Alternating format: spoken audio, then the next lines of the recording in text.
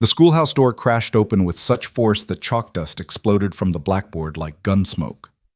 Jonas Cutter stood there 6'4" of weathered muscle and determination, his shadow swallowing the afternoon light. "Miss Walker," his voice rumbled like distant thunder.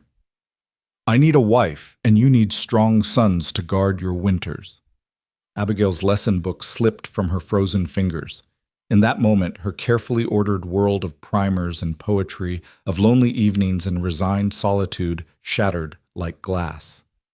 Friends, let me tell you how a desperate bargain became the greatest love story Redfern Ridge ever witnessed. Stay with me until the end and comment your city below. I want to know how far this tale of unlikely love has traveled. The autumn of 1882 painted Redfern Ridge in shades of copper and gold, but Abigail Walker saw none of its beauty as she dismissed her students that October afternoon. 20 pairs of boots thundered across the wooden floor, racing toward freedom, leaving her alone with the settling dust and the weight of another empty evening ahead. At 33, she had long since stopped checking her reflection in windows, stopped wondering if her brown hair still held hints of auburn in the sunlight, stopped caring that her hands bore more ink stains than rings. "Miss Walker always stays late," little Emma Hartley whispered to her brother as they gathered their slate boards. "Mama says it's because she has nowhere else to go." The words weren't meant to wound, but they pierced Abigail's heart with surgical precision. She bent over her desk, pretending to grade papers she'd already marked twice, waiting for the last echoes of childish laughter to fade beyond the schoolyard fence. The silence that followed was her constant companion, not peaceful, but heavy like a wool blanket in summer. She had just begun organizing tomorrow's arithmetic lesson when the door exploded inward. Jonas Cutter had to duck to enter the schoolhouse, his broad shoulders barely clearing the frame. Sawdust clung to his work shirt, and his hands, massive callous things that could snap fence posts like kindling, hung awkwardly at his sides, as if he wasn't quite sure what to do with them in such a delicate space. His face, tanned to leather by countless seasons under the prairie sun, bore the kind of lines that spoke of hard decisions and harder living. "Mr. Cutter," Abigail managed her voice, catching slightly. She knew him, of course. Everyone in Redfern Ridge knew Jonas Cutter. He owned the largest ranch for 50 miles in any direction, employed half the town in one way or another, and had buried his wife 3 winters past. "Is there something wrong with the Morrison boys? They were in class today." "Nothing's wrong with my ranch hands, boys." He cut her off, his voice deep as a well. "I'm here about you." Abigail's hand instinctively moved to her throat. I don't understand." Jonas took 3 strides forward. That's all it took for him to cross the entire room and stood before her desk like a mountain that had decided to pay a social call. Up close, she could see that his eyes were the color of storm clouds, gray with hints of blue when the light caught them just right. "I'll speak plain, Miss Walker, because I don't know any other way." He removed his hat, revealing dark hair shot through with premature silver. "My ranch needs a woman's hand. My business needs a hostess for the buyers from back east. And I need—" He paused, something almost vulnerable flickering across his weathered features. "I need someone who won't look at me with pity every time they remember Sarah's gone."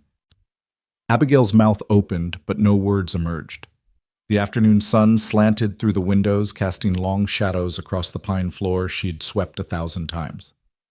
"You're 33, Jonas continued, as if reciting facts about cattle prices. "No suitors calling, no family within 500 miles. You spend every Sunday in church alone every evening in that boarding house room Mrs. Pritchard says is barely bigger than a pantry. You're educated, respectable, and strong enough to handle frontier life. You've proved that much already." Each word was true, each observation accurate, and each one stung like a nettle. Abigail stood slowly, her hands gripping the edge of her desk until her knuckles went white. "Mr. Cutter, if you've come here to catalog my failings as a woman—" "I've come to offer you a proposition," he interrupted, his tone neither cruel nor kind, simply matter of fact. "Marriage. Not the kind young girls dream about with flowers and poetry, but the real kind. Partnership, protection, purpose." He set his hat on one of the small student desks where it looked absurdly large. "I need a wife, Miss Walker. And you, whether you admit it or not, need strong sons to guard your winters." The phrase hung in the air between them like a challenge. Abigail felt heat rise to her cheeks, though whether from anger or something else she couldn't say. "You speak of marriage like it's a business transaction," she said quietly. "Because that's what it would be," Jonas replied without hesitation. "I'm not a man who trades in false promises, Miss Walker. I'm not going to court you with wildflowers and moonlight walks. I'm not going to pretend I'm offering love when what I'm offering is security. You'd have my name, my protection, and my respect. The ranch house has 8 rooms and indoor plumbing. You'd never want for anything material. In return, you'd run the household host when necessary, and—" He paused again, seeming to struggle with the next words. "And perhaps in time we might find ourselves with children who need teaching." Abigail sank back into her chair, her mind reeling. Through the window she could see the town spreading out below the schoolhouse hill, the general store where she bought her meager supplies, the church where she sat alone each Sunday, the boarding house where she'd spent 6 years listening to other people's lives through thin walls. "Why me?" she asked finally. "Surely there are younger women, prettier women." "Younger women want romance," Jonas said bluntly. "Prettier women have options. You're practical, Miss Walker. You understand loneliness. You won't expect what I can't give, and you won't resent me for what I am, a man who buried his heart with his first wife and has only duty left to offer." The honesty of it was brutal, yet somehow refreshing. How many times had she watched marriages built on elaborate promises crumble when reality set in? How many of her former students' mothers whispered about husbands who'd promised them the moon but delivered only hardship? "You don't know me," Abigail said, surprising herself with the steel in her voice. "You see a spinster schoolteacher and assume you know my story, my needs, my dreams." "I know you read until midnight because Mrs. Pritchard complains about your lamp oil usage," Jonas interrupted. "I know you send half your salary to an orphanage in St. Louis because Tom at the post office mentioned it once.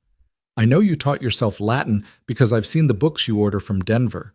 And I know you're lonely enough that you sometimes stop at the cemetery just to read the headstones, looking for stories of people you never met." Abigail's breath caught. She hadn't known anyone had noticed her cemetery visits, those twilight moments when she'd trace the carved names of strangers and wonder about their lives, their loves, their losses. "You've been watching me," she said, though it came out more like a question. "I've been considering you," Jonas corrected. "For 3 months now, since the harvest dance where you stood by the punch bowl all night pretending to be busy with the refreshments so no one would notice you weren't dancing." The memory of that night, the music, the laughter, the careful smile she'd maintained while measuring out cups of cider for couples who barely noticed her, made her chest tight. "This is absurd," she said, standing again, beginning to pace the small space between the desk and the blackboard. "You can't simply walk into my schoolhouse and propose marriage like you're negotiating for cattle." "Why not?" Jonas asked, and there was genuine curiosity in his tone. "At least I'm honest about what this is. How many men court women with pretty lies, then reveal their true nature after the vows are spoken? I'm telling you exactly what you'd be getting: a business arrangement with personal benefits, security for companionship, protection for partnership." He moved to the window, his large frame blocking out the late afternoon light. "My first marriage was love," he said quietly. Sarah was. She was sunshine and address laughter at breakfast songs while she worked. When the fever took her, it nearly took me, too. I won't survive that again, Miss Walker. I can't offer you love because I don't have it to give. But I can offer you something perhaps more valuable: absolute honesty and unwavering loyalty. Abigail found herself moving toward him, drawn by something in his voice, not vulnerability exactly, but a kind of stark humanity that resonated with her own carefully hidden pain. "And if I said yes," she asked, the words escaping before she could stop them. "What then?" Jonas turned to face her, and for the first time since he'd entered something that might have been surprise crossed his features. "Then we'd marry within the month. You'd move to the ranch, you'd have your own room, your own space. I wouldn't impose. We'd build a partnership slow and steady, like raising a barn, and maybe in time we'd find we suit each other better than either of us expected. Or maybe we'd discover we'd made a terrible mistake," Abigail countered. "Maybe," Jonas agreed, "but at least it would be an honest mistake, not one built on illusions and false promises." They stood there barely 3 feet apart, the air between them charged with possibility and pragmatism in equal measure. Abigail could smell the leather of his work gloves, the faint scent of hay, and horses that clung to him, the smell of hard work, and open spaces so different from the chalk dust and ink that defined her world. "I need time to think," she said finally. Jonas nodded, picking up his hat. "Fair enough. But don't think too long, Miss Walker. Winter's coming, and neither of us is getting younger." He moved toward the door, then paused. "There's a dance at the Grange Hall this Saturday. If you're there, I'll know your answer is maybe. If you're not," he shrugged, "then I'll know that too." He left as abruptly as he'd arrived, the door closing behind him with a definitive click. Abigail stood alone in the schoolhouse, her heart pounding, her mind racing, her carefully ordered world tilted on its axis. She moved to her desk and sat down heavily, pulling out a piece of paper and her pen. She'd always found clarity in writing and setting thoughts to paper where they could be examined and organized. But now the blank page stared back at her as vast and terrifying as the prairie itself. "Dear," she began, then stopped. Dear who she had no one to write to, no confidant to help her parse through this impossible proposition. Her parents were 10 years dead, her only sister lost to childbirth 5 years past. The few friends she'd made in Redfern Ridge were cordial acquaintances at best, women who included her in quilting circles out of duty rather than affection. Outside, the sun was beginning its descent toward the horizon, painting the sky in shades of orange and pink that would have been beautiful if she'd had someone to share them with. She could hear the distant sound of the evening stage arriving, bringing news from the wider world that always felt so far from her small corner of existence. The next 3 days passed in a blur of routine that felt suddenly foreign. Abigail taught her lessons: arithmetic, reading, geography. But her mind kept wandering to Jonas Cutter's proposition. She found herself studying the married women in town with new eyes, wondering about their bargains, their compromises, their secret disappointments, and unexpected joys.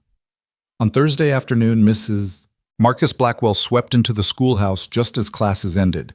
Regina Blackwell was everything Abigail was not: blonde, beautiful, and brimming with the confidence that came from being desired. She was also married to Jonas Cutter's chief rival, a man who'd been trying to buy out the Cutter Ranch since Sarah's death. "Miss Walker's," Regina purred, her silk dress rustling as she pretended to examine the children's artwork hanging on the walls. "I heard the most interesting gossip at the Mercantile." Abigail continued cleaning the blackboard, refusing to give Regina the satisfaction of her attention. "I don't trade in gossip, Mrs. Blackwell." "Oh, but this concerns you directly," Regina continued, her voice sweet as poisoned honey. "They say Jonas Cutter was seen entering the schoolhouse after hours, alone, with you." The chalk in Abigail's hand snapped.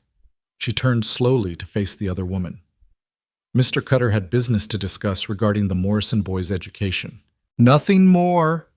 Regina's laugh tinkled like broken glass. "Oh, my dear, you don't have to pretend with me, though I must say I'm surprised Jonas would lower himself to—" She gestured vaguely at Abigail, taking in her simple dress, her work-worn hands, her unremarkable features. "Well, to this. Then again, men do have certain needs, and I suppose even Jonas Cutter must get lonely." The implication hung in the air like a slap. Abigail felt heat rise to her cheeks, but she kept her voice level. "If you have something to say, Mrs. Blackwell, say it plainly. Otherwise, I have work to do." "I'm simply offering friendly advice," Regina said, moving toward the door with studied grace. "Jonas Cutter is not a man to be trifled with, and neither is my husband. If Jonas is sniffing around you, it's not for your charm or beauty. We both know you possess neither in abundance. He wants something, and men like him always get what they want one way or another. Just ask his first wife." "Sarah Cutter died of fever," Abigail said coldly. "Everyone knows that." "Everyone knows what Jonas Cutter wants them to know," Regina replied, pausing at the door. "But those of us who've been here longer remember things. How Sarah begged to go back east to her family. How Jonas refused. How convenient that fever was taking her just when she'd threatened to leave without his permission." She smiled, showing too many teeth. "But I'm sure you know what you're doing, Miss Walker.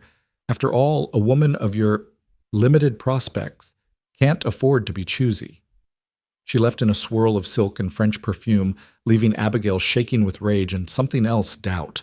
Was there truth to Regina's poison, or was it merely the venom of a woman whose husband coveted what Jonas possessed? That evening, Abigail found herself at the boarding house dinner table, pushing food around her plate, while Mrs. Pritchard and the other boarders chattered about inconsequential things. Her room afterward felt smaller than ever, the walls pressing in like the sides of a coffin. She tried to read, but found her eyes sliding over the words without comprehension. Finally, she pulled out paper and began to write. Not a letter this time, but lists. Reasons to accept. Security. Respectability. A home of my own. The possibility of children. Escape from this crushing loneliness. Honest arrangement. No false expectations. Reasons to refuse. No love. Regina's warnings. The fear of trading one prison for another. My independence such as it is. The unknown nature of Jonas's true character. The finality of it.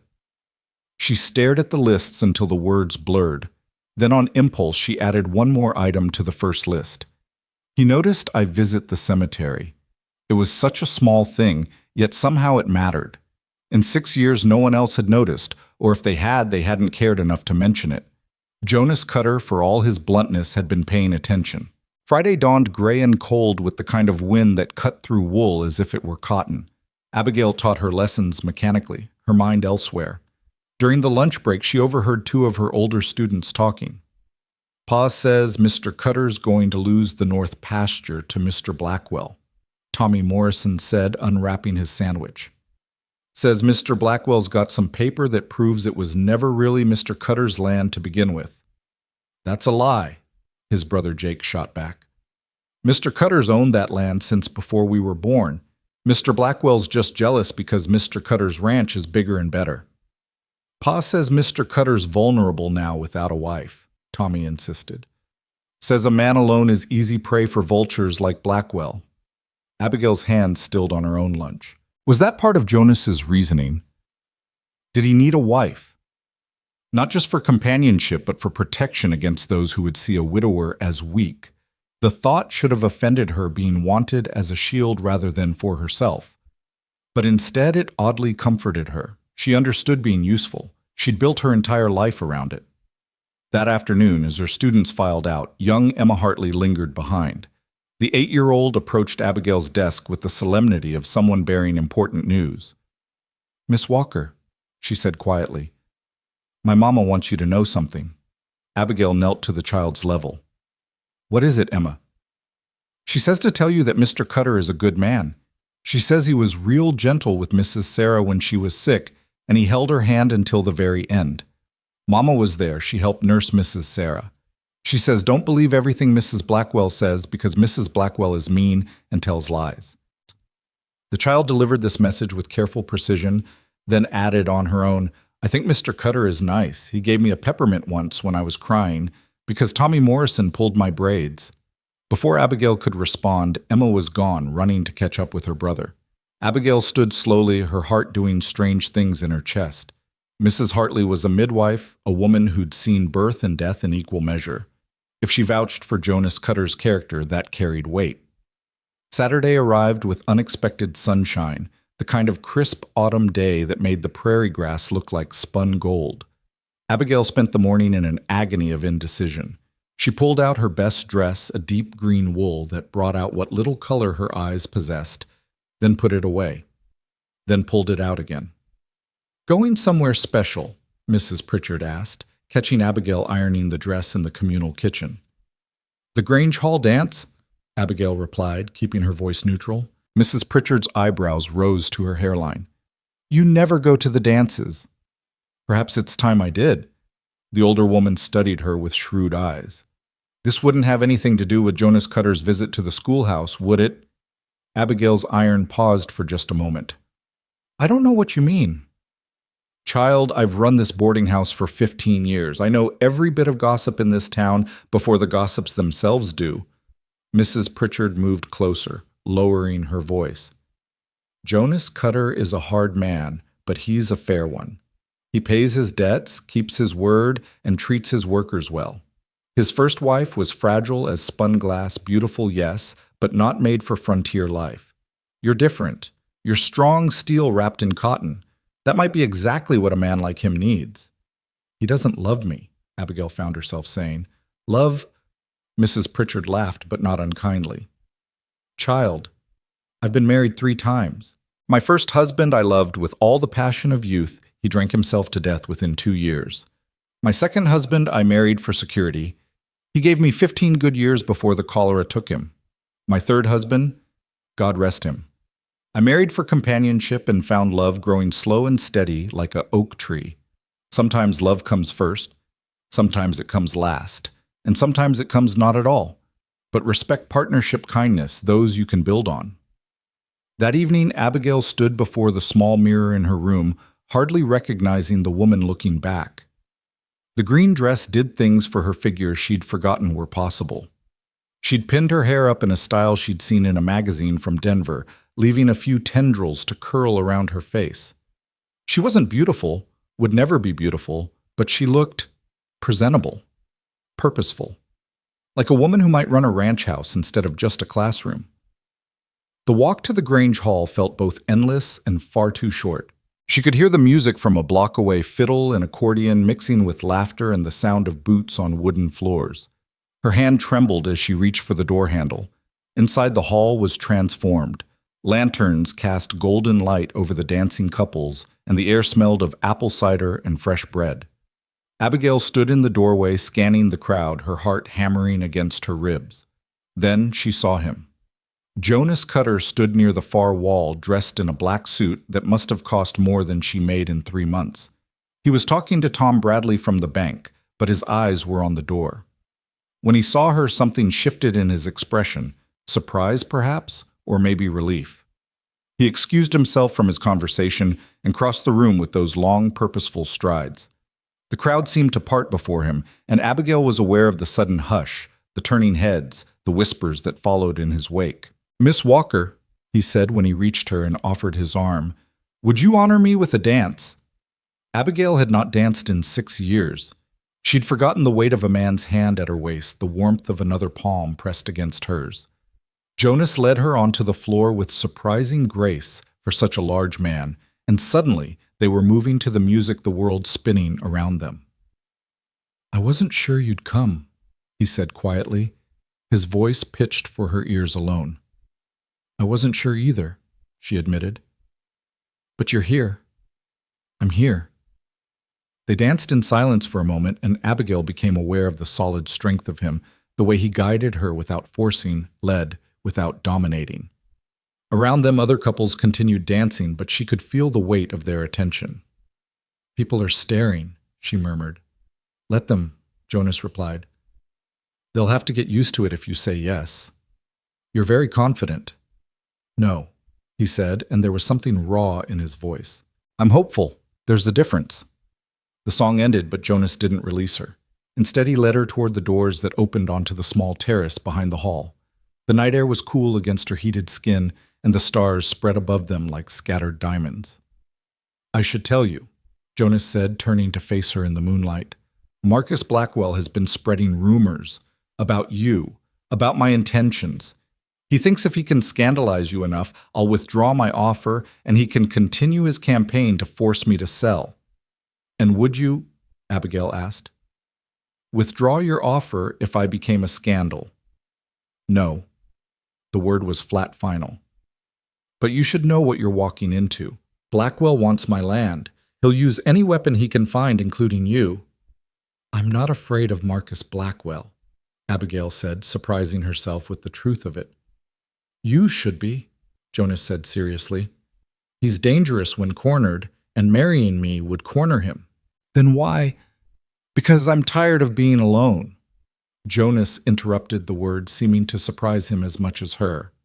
"Because I see you in that schoolhouse day after day, pouring yourself into those children who aren't yours, going home to empty rooms, and I think we're both wasting our lives on isolation when we could build something together."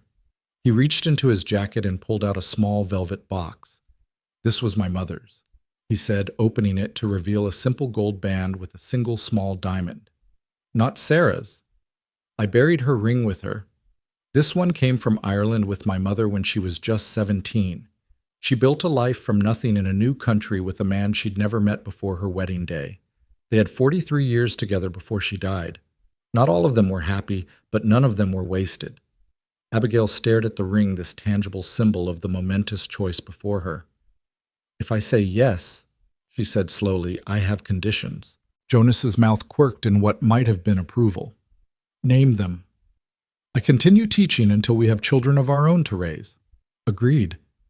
"I want my own space, my own room, until—" She paused, heat rising to her cheeks, "until we both decide otherwise." "Agreed."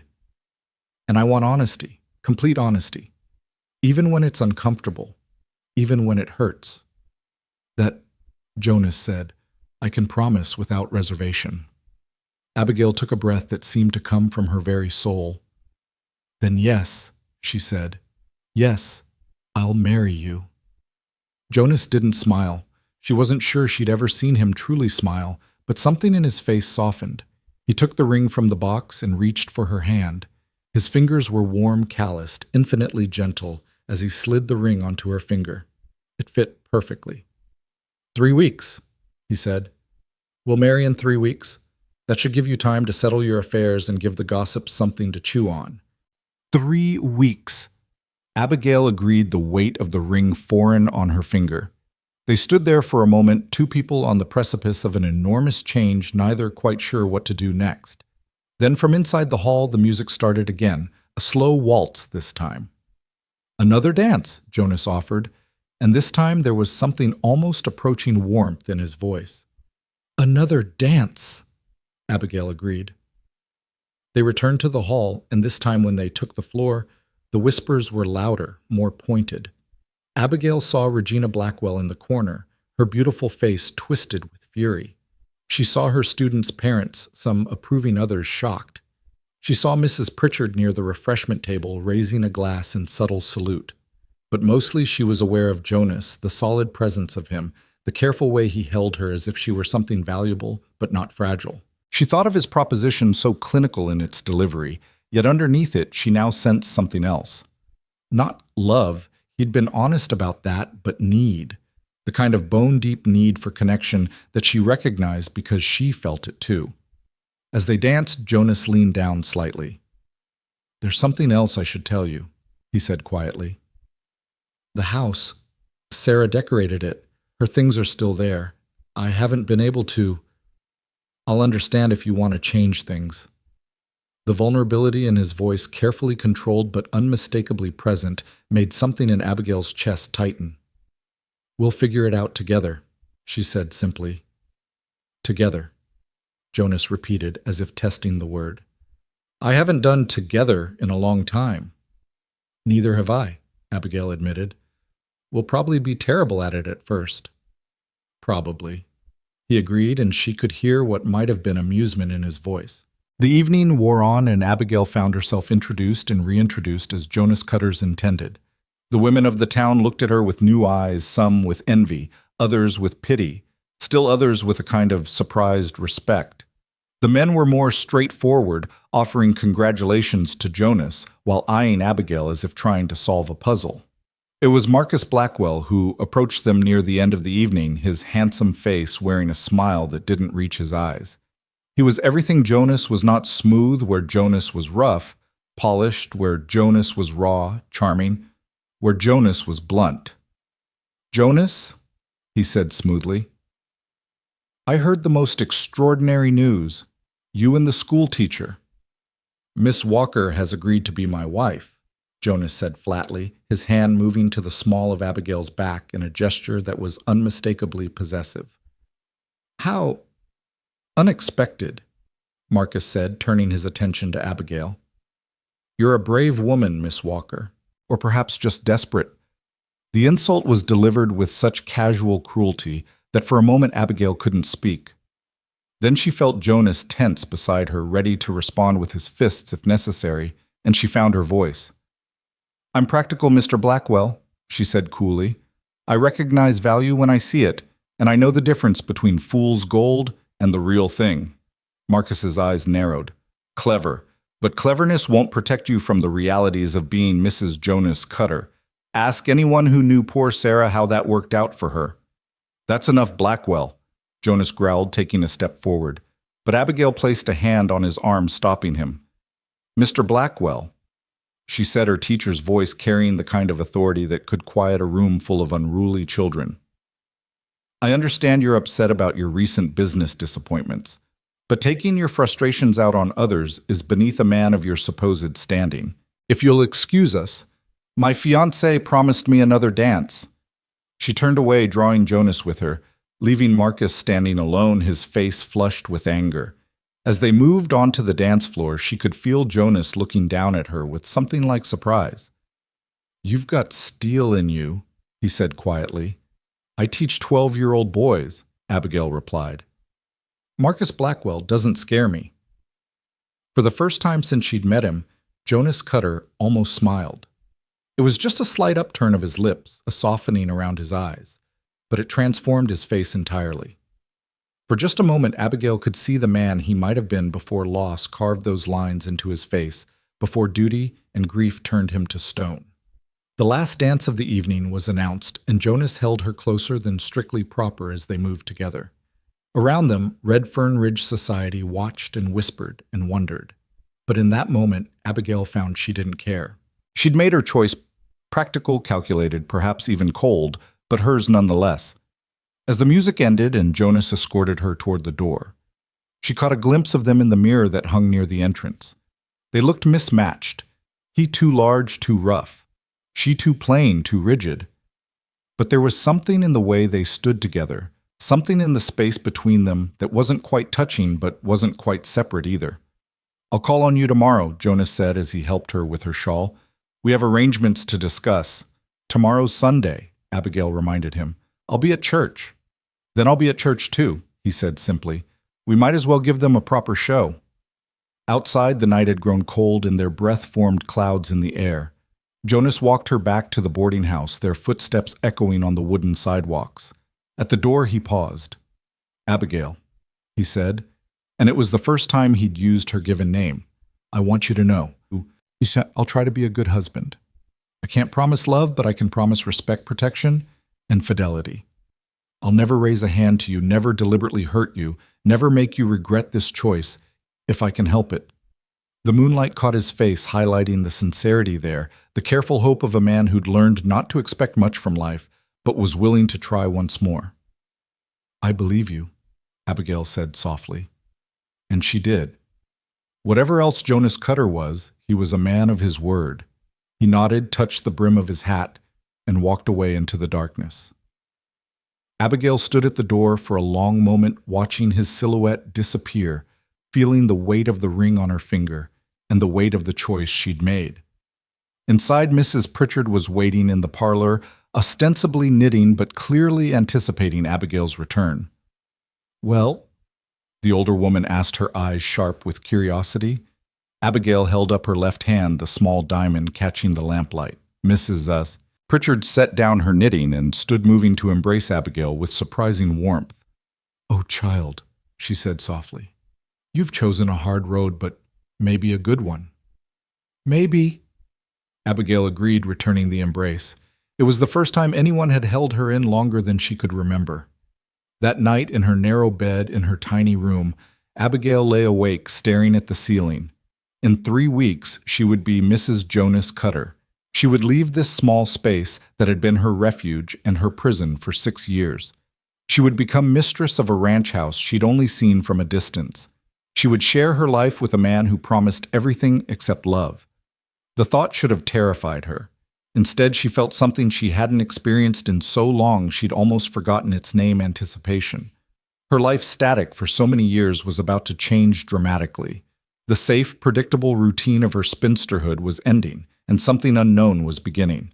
She turned the ring on her finger, feeling its unfamiliar weight. Jonas had been right about one thing: they were both wasting their lives on isolation. Perhaps together they could build something better than what either could manage alone. Not a love story maybe, but something real and solid and true. Tomorrow would bring questions, challenges, the gossip of the entire town. But tonight, Abigail Walker, soon to be Abigail Cutter, allowed herself to imagine a future that contained more than chalk dust and empty evenings. A future with purpose beyond the classroom. A future where loneliness might finally loosen its grip on her heart. The wind rattled her window, and somewhere in the distance, a coyote howled at the moon. But for the first time in 6 years, the sound didn't make her feel alone. Somewhere out there in a ranch house on the prairie, Jonas Cutter was probably lying awake too, contemplating the same uncertain future. 3 weeks. In 3 weeks, their real story would begin. The 3 weeks that followed passed in a whirlwind of preparations and barely concealed scandal. That first Sunday morning after the dance, Abigail arrived at church to find every pew buzzing with whispered conversations that ceased the moment she entered. She kept her chin high, her left hand visible, the modest diamond catching the morning light streaming through the windows as she made her way to her usual seat. Jonas arrived 10 minutes later, and the entire congregation seemed to hold its breath as he walked directly to her pew and sat beside her. The space between them was careful, proper, but his presence beside her felt like a declaration of war against the town's expectations.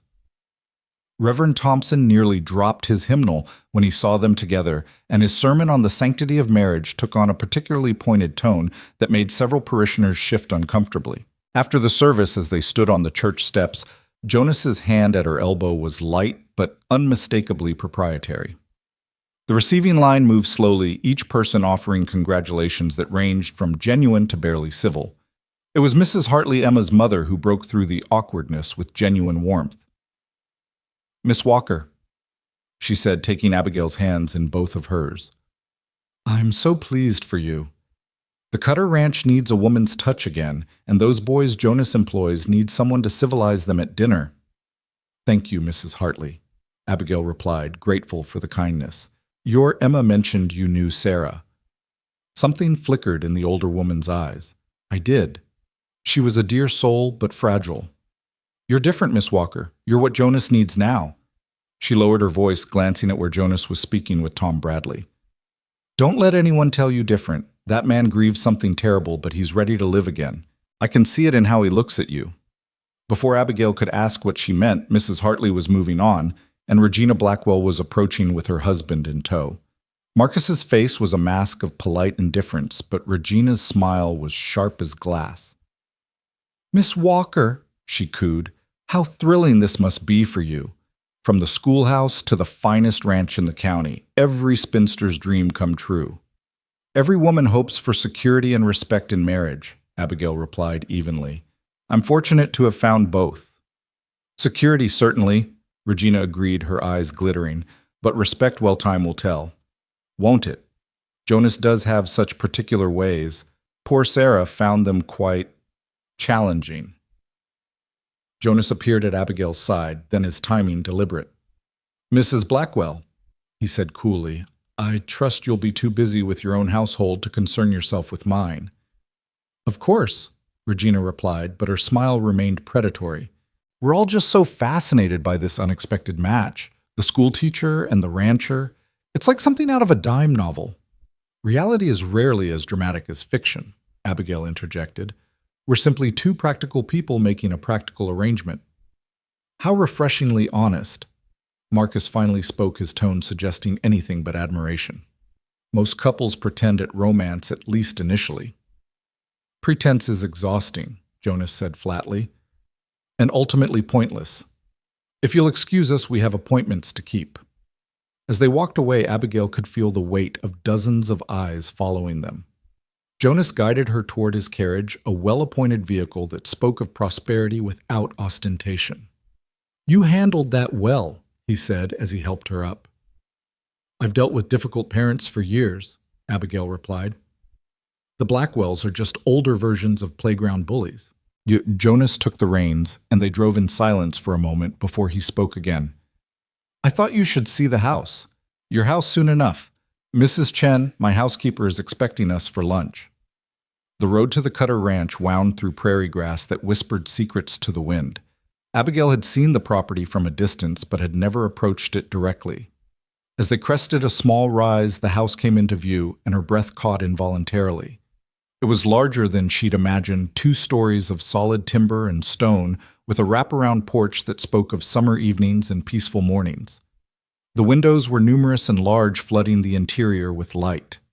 Gardens, now dormant with autumn's approach, flanked the front path, and she could see the remains of what must have been Sarah's roses. "It's beautiful," she said softly. "Sarah loved it," Jonas replied, and there was something careful in his tone. "She spent 2 years getting it exactly right.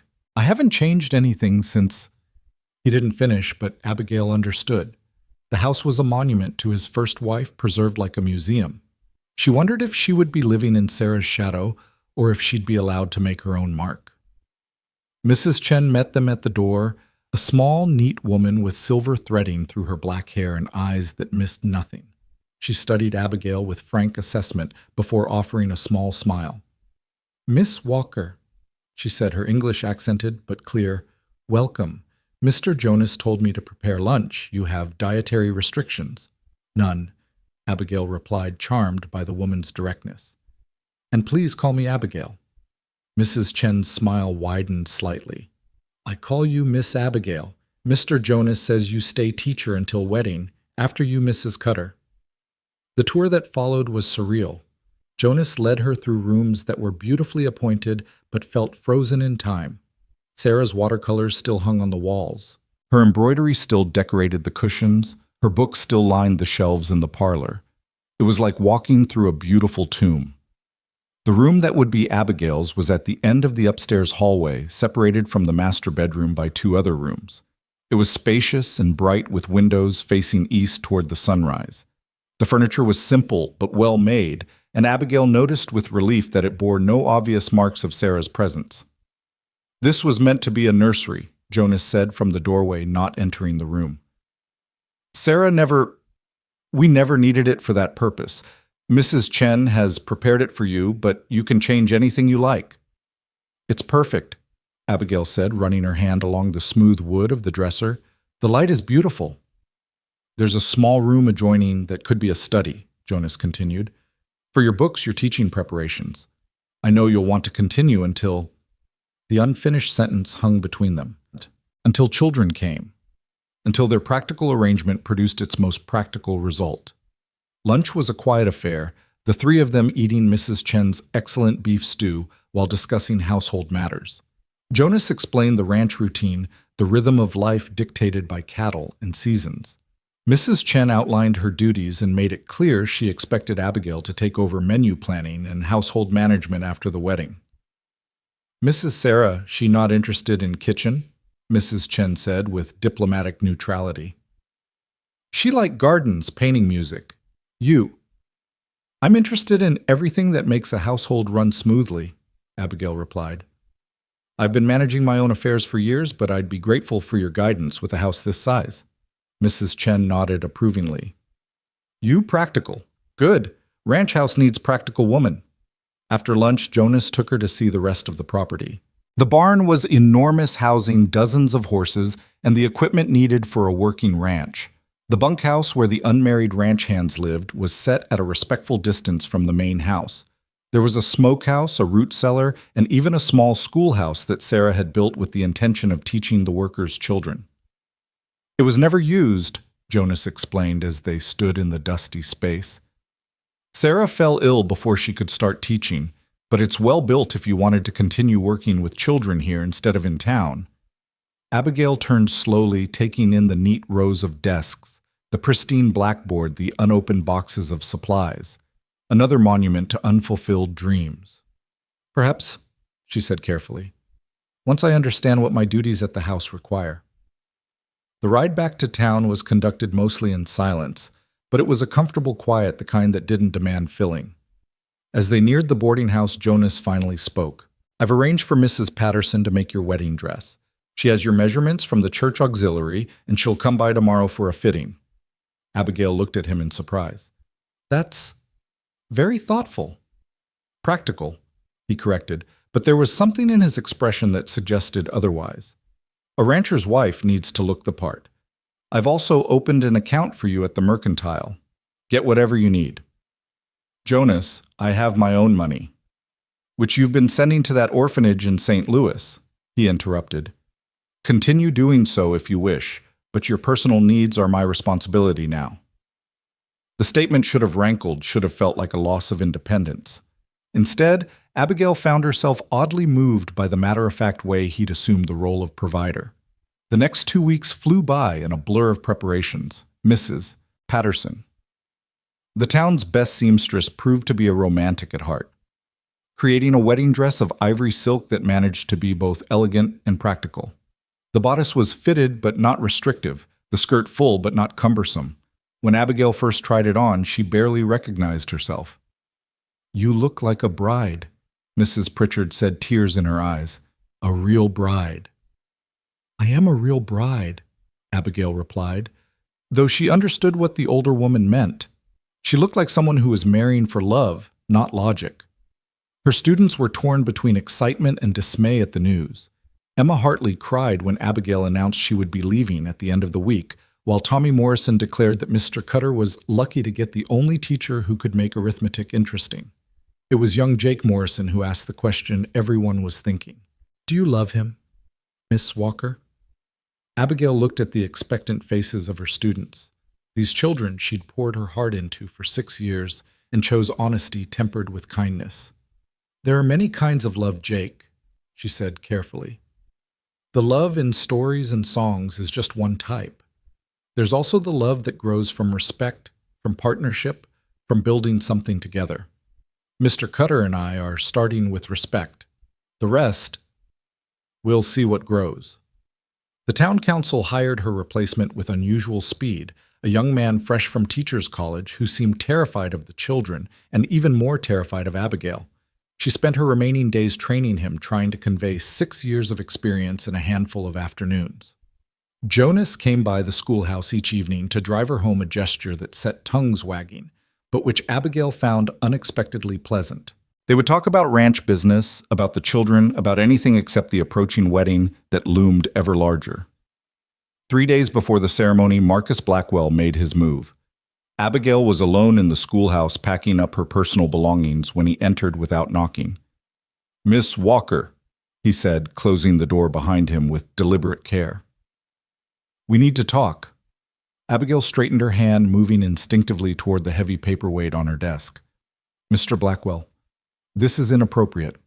Please leave." "In 3 days you'll be beyond my reach," Marcus said, moving closer. "So I'll say this now. Jonas Cutter is using you. He needs a wife to secure a business deal with Eastern investors who prefer family men. He needs someone respectable to offset the rumors about Sarah's death.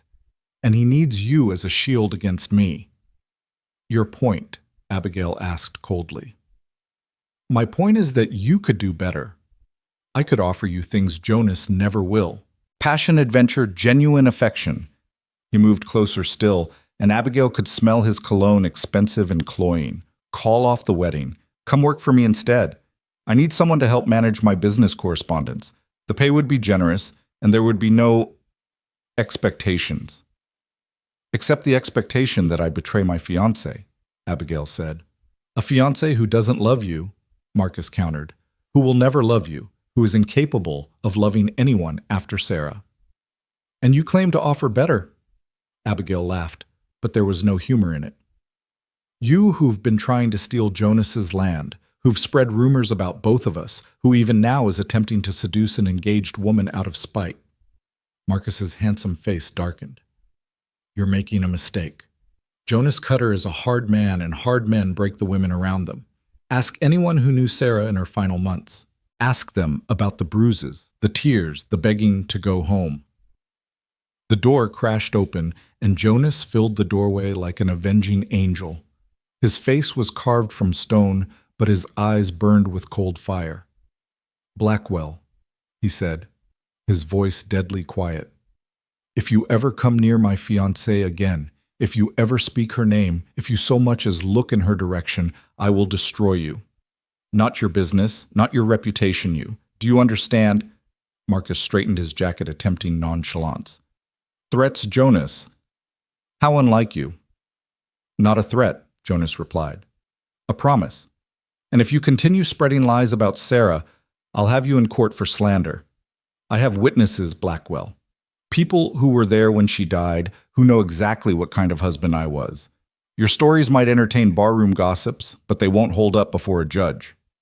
Marcus looked between them, his expression calculating. Then he smiled, cold and sharp. "We'll see, Cutter. We'll see." After he left, Jonas stood rigid in the doorway, his hands clenched into fists. Abigail moved toward him carefully as one might approach a wounded animal. "Jonas?" she said softly. He looked at her then, and she saw something raw in his expression. "Did he touch you?" "No." He was all talk and cologne. Something that might have been amusement flickered across his face. "You're not afraid of anything, are you?" "I'm afraid of many things," Abigail admitted, "but Marcus Blackwell isn't one of them." Jonas moved into the room, his presence immediately making the space feel smaller. "What he said about Sarah—" "I don't believe him," Abigail interrupted. "Mrs. Hartley told me the truth. Sarah was ill probably for longer than anyone realized. The fever just finished what had already begun." Jonas sank into one of the small student chairs, which creaked ominously under his weight. He looked absurd there, this giant of a man in a child's seat, and somehow that made him seem more human than he'd ever appeared before. "She was homesick," he said quietly. That much was true. She missed Boston, missed her family, missed the life she'd imagined we'd have. I promised her civilization, and I gave her prairie grass and cattle drives. She never complained, not directly, but I could see her fading like a flower without water. Abigail sat on the edge of her desk, close enough to touch him, but maintaining careful distance. "You can't blame yourself for that." "Can I?" Jonas looked up at her. "I knew she wasn't suited for this life, but I wanted her anyway. I thought love would be enough. I thought I could be enough. And now I know better. That's why I chose you, Abigail. Not because you're second best or convenient, but because you're strong where Sarah was fragile. You see this life as it is, not as you wish it were." The honesty of it should have hurt, but instead Abigail found it oddly comforting. She was chosen not despite her practicality, but because of it. "In 2 days we'll be married," she said quietly. "Are you certain this is what you want?" Jonas stood, and suddenly he was very close, close enough that she could see the flecks of blue in his gray eyes. "I'm certain that we can build something real together, something lasting. Not a fairy tale, but something better, a partnership based on truth." He raised his hand as if to touch her face, then seemed to think better of it, letting it fall. "I should go. It's not proper for us to be alone here." "Since when have we cared about proper?" Abigail asked with a small smile. "Since I promised to protect your reputation," Jonas replied seriously. "I mean to be a good husband, Abigail. That starts with being a proper fiancé." The wedding day dawned clear and cold with the kind of crisp autumn air that made the whole world seem sharper, more defined. Abigail stood before the mirror in her room at the boarding house, barely recognizing the woman reflected there. The ivory dress fit perfectly, and Mrs. Pritchard had helped pin her hair into an elegant arrangement with small white asters from the late-blooming garden. "You're beautiful," Mrs. Pritchard said, tears streaming down her weathered cheeks. "I know you don't believe it, but you are." The church was fuller than Abigail had expected. It seemed the entire town had turned out to witness the marriage of the spinster schoolteacher and the widowed rancher. She stood at the back door, her bouquet of prairie roses and sage trembling slightly in her hands, listening to the murmur of voices inside. Then the music started, and there was no more time for doubt. The walk down the aisle felt both endless and instant. She was aware of faces turning toward her, some smiling, some skeptical, some merely curious. But at the altar, Jonas waited, and the look on his face when he saw her made everything else fade away. It wasn't love, not the kind poets wrote about, but it was something, appreciation perhaps, or recognition. He looked at her like a man seeing dawn after a very long night. Reverend Thompson performed the ceremony with appropriate solemnity, though his voice caught slightly when he asked if anyone objected.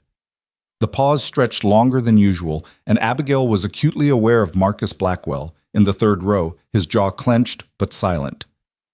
When Jonas slipped the ring onto her finger, a different ring from the engagement band. This one, a simple gold band that had belonged to his grandmother. His hands were steady, warm, certain. When he promised to love, honor, and cherish, his voice carried the weight of a man who understood the gravity of vows. And when Reverend Thompson pronounced them man and wife, telling Jonas he could kiss his bride, time seemed to slow. Jonas lifted her veil with careful hands, and for a moment they simply looked at each other. Two people who had chosen practicality over passion, partnership over romance.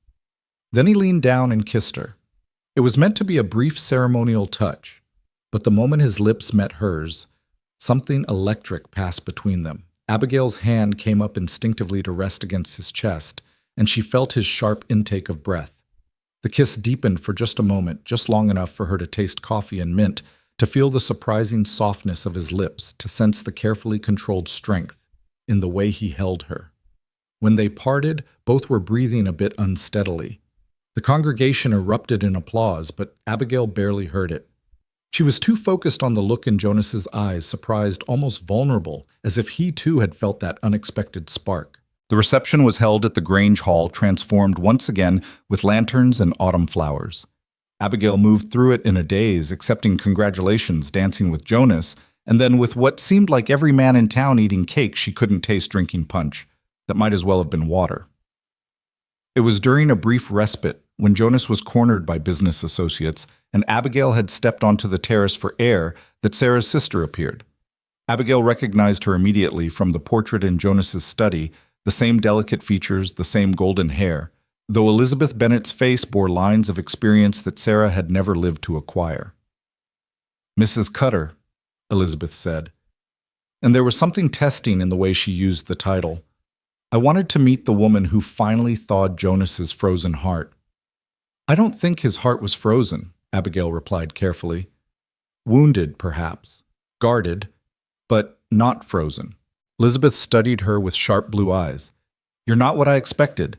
When I heard Jonas was remarrying, I assumed he'd chosen someone like Sarah. Beautiful, delicate, needing protection." "I'm none of those things." "No," Elizabeth agreed.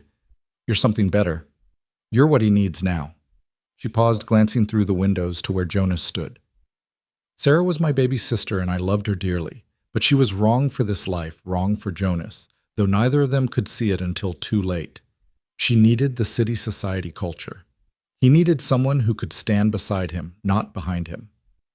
"Why are you telling me this?" "Because there will be days when you'll wonder if you're living in her shadow, when you'll find her ghost in every corner of that house." Elizabeth's voice softened. "But you should know that Sarah herself would have chosen you for him. In her final days, she told me she wished Jonas could find someone strong enough to truly partner with him, someone who could see past his walls to the good man beneath. I think she would have liked you, Mrs. Cutter." Before Abigail could respond, Elizabeth was gone, disappearing into the crowd like a blessing bestowed and withdrawn. Jonas appeared moments later, his face concerned. "Are you well?" he asked. "You look pale." "Your sister-in-law was here, Sarah's sister." Jonas tensed. "What did she want?" "To give us her blessing, I think." Something in Jonas's shoulders relaxed. Elizabeth always was more perceptive than the rest of the Bennett family. They blamed me for taking Sarah west, but Elizabeth understood that Sarah chose this life even if it didn't choose her back. The evening was winding down, the older couples departing, the younger ones growing rowdier with each passing hour. Jonas touched her elbow gently. "We should go," he said quietly. "Mrs. S. Chen will have prepared supper, and you must be exhausted." The ride to the ranch was conducted in silence, but it was charged with new awareness. Abigail was acutely conscious of Jonas beside her, of the ring on her finger, of the way the moonlight caught his profile. This was her husband now, this complicated, wounded, strong man who had chosen her for exactly who she was.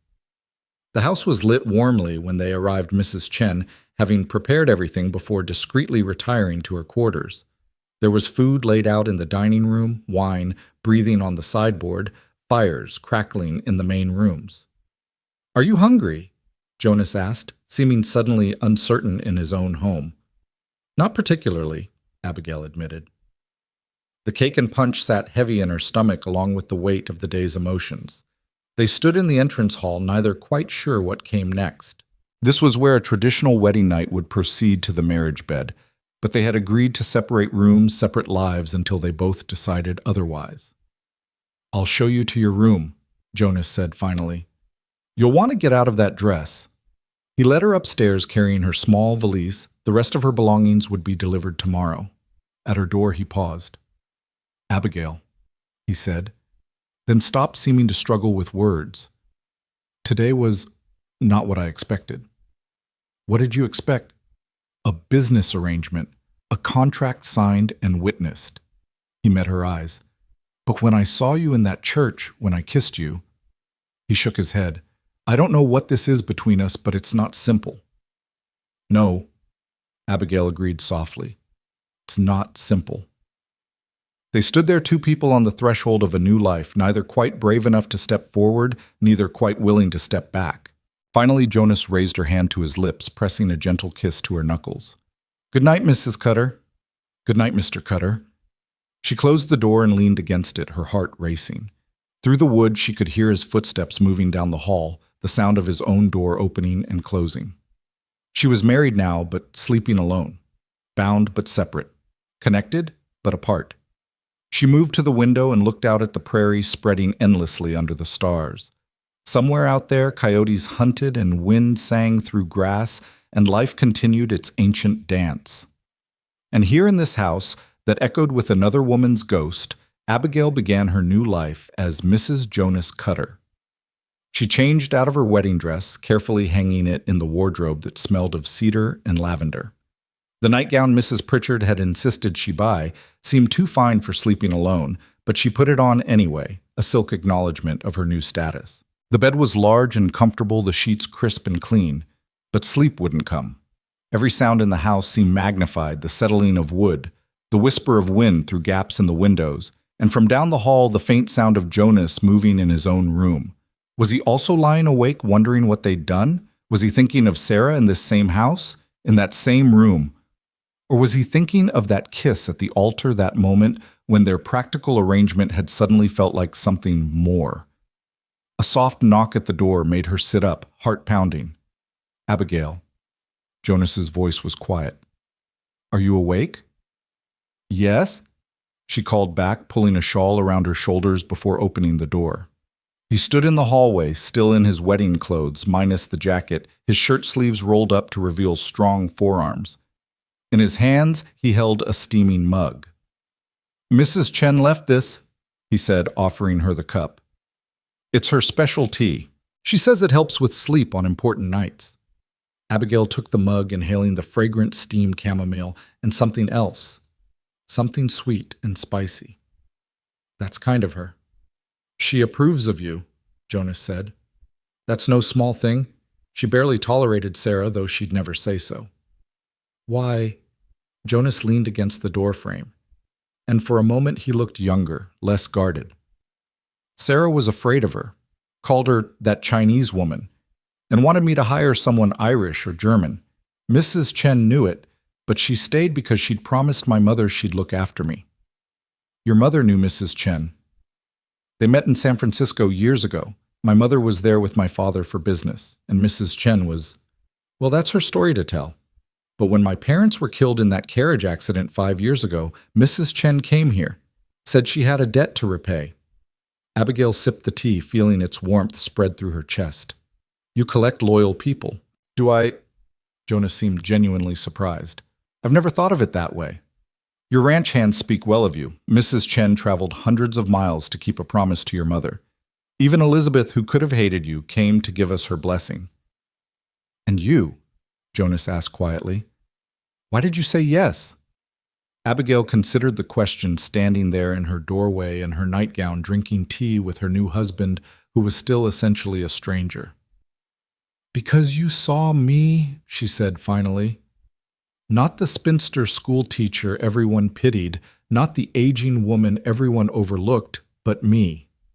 You saw that I visited the cemetery. You knew about the orphanage. You noticed things no one else bothered to see. I'm good at watching, Jonas admitted. It's safer than participating. But you participated today, Abigail pointed out. That kiss wasn't watching. Even in the dim hallway light, she could see color rise in his cheeks. No, he agreed. That was unexpected.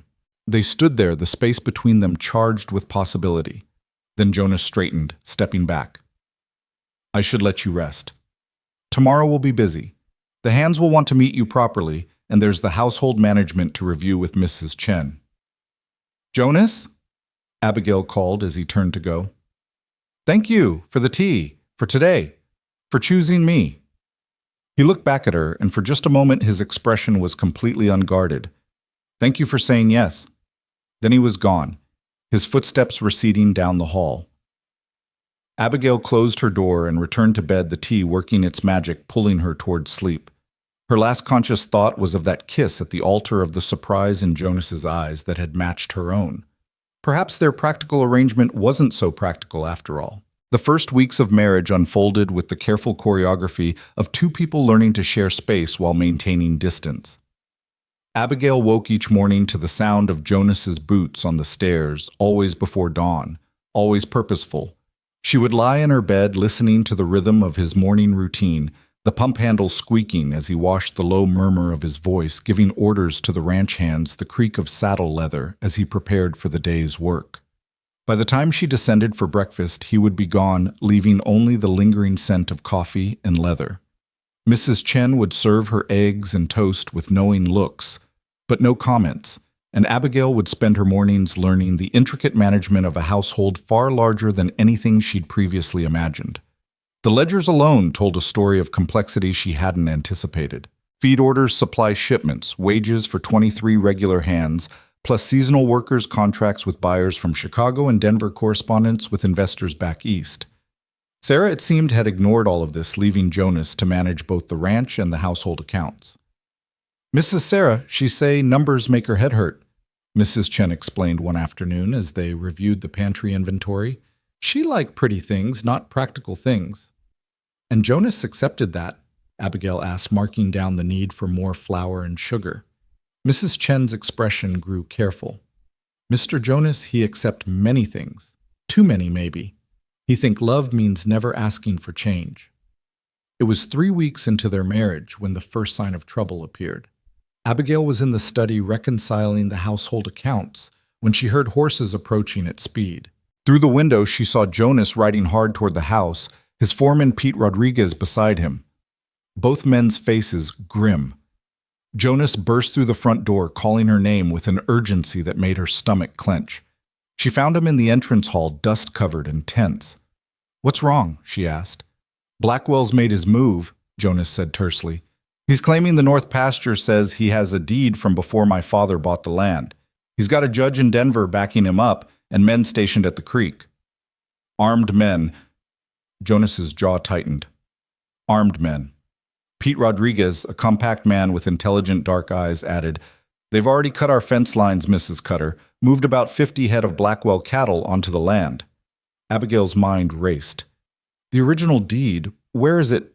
"In my father's papers somewhere," Jonas said, running a hand through his hair in frustration. "Sarah was supposed to organize them years ago, but—" "Where are the papers now?" Abigail interrupted, already moving toward the study. "Boxes in the attic, dozens of them." "Then we'd better start looking," Abigail said firmly. "Pete, can you send someone to town for Tom Bradley at the bank? He witnessed your father's purchase. And send another man for Judge Thornton. He's circuit riding, but should be in Millbrook today." Both men stared at her. "How do you know where Judge Thornton is?" Jonas asked. "Because I actually read the newspaper," Abigail replied dryly. "And I've been teaching his nephew for 3 years. Now go, we're wasting time." The next hours were a whirlwind of activity. While Jonas and Pete organized the ranch hands for potential conflict, Abigail attacked the boxes in the attic with systematic determination. Mrs. Chen brought up lamp after lamp as the afternoon faded to evening, and together they sorted through 20 years of ranch documentation. It was near midnight when Abigail found it, not the deed itself, but something better. A surveyor's report from 1863, signed and witnessed, showing that the creek Blackwell claimed as his boundary actually ran a quarter-mile west of where it currently flowed. "The creek changed course," she breathed, staring at the map. "Jonas." He appeared in the attic doorway moments later, having heard her call from the study below. She showed him the document, explaining rapidly. "The flood of 71, Jonas said, understanding immediately. "It shifted the creek bed. Blackwell's claiming land based on where the water runs now, not where the legal boundary was set." "Tom Bradley should have records of the flood damage claims," Abigail added, "and Judge Thornton will have to honor a witness survey report." Jonas stared at her with something like wonder. You may have just saved the ranch. We haven't saved anything yet, Abigail replied, but she felt a flush of satisfaction at the approval in his eyes. Judge Thornton arrived the next morning, a stern man with piercing eyes who listened to both sides with judicial impartiality. Blackwell, dressed in his finest suit, presented his case with smooth confidence, producing a deed that looked authentic enough. Then Abigail presented the surveyor's report. Your Honor, she said, her teacher's voice carrying clearly across the crowded main room of the ranch house. This certified survey predates Mr. Blackwell's deed by 15 years. It clearly shows the legal boundary of the Cutter Ranch extending well past the current creek position. Rivers change course all the time, Blackwell argued. Natural boundaries supersede paper ones. Not in legal terms, Judge Thornton said, slowly examining the documents. Mrs. Cutter is correct. The boundary was set by survey, not by natural feature. The fact that the creek moved doesn't change the property lines. Blackwell's face darkened. This is ridiculous. Everyone knows that creek has always been the boundary. Everyone knows what they assume, Abigail interjected. But assumptions aren't law, Mr. Blackwell. The judge's ruling was swift and decisive. The north pasture remained Cutter land. Blackwell was ordered to remove his cattle immediately and pay damages for the cut fences. But as he stormed from the house, he paused beside Abigail. This isn't over, he said quietly, his voice venomous. You think you're clever, but you're just a schoolteacher playing at being a rancher's wife. When reality hits, you'll crumble like Sarah did. The difference between Sarah and me, Abigail replied evenly, is that I don't crumble. I'm from harder stock than you imagine, Mr. Blackwell. That night, Jonas found her on the porch wrapped in a shawl against the cool evening air. He sat beside her on the bench, maintaining careful distance as always. You were magnificent today, he said quietly. I've never seen Blackwell so thoroughly outmaneuvered. He'll try again, Abigail warned.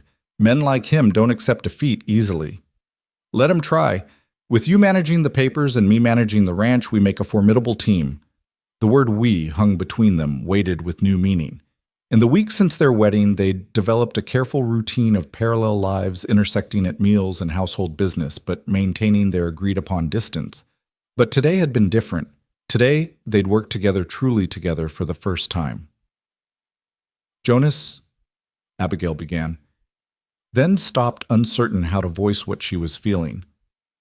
I know, he said softly. I feel it too. This partnership is becoming something more than we planned.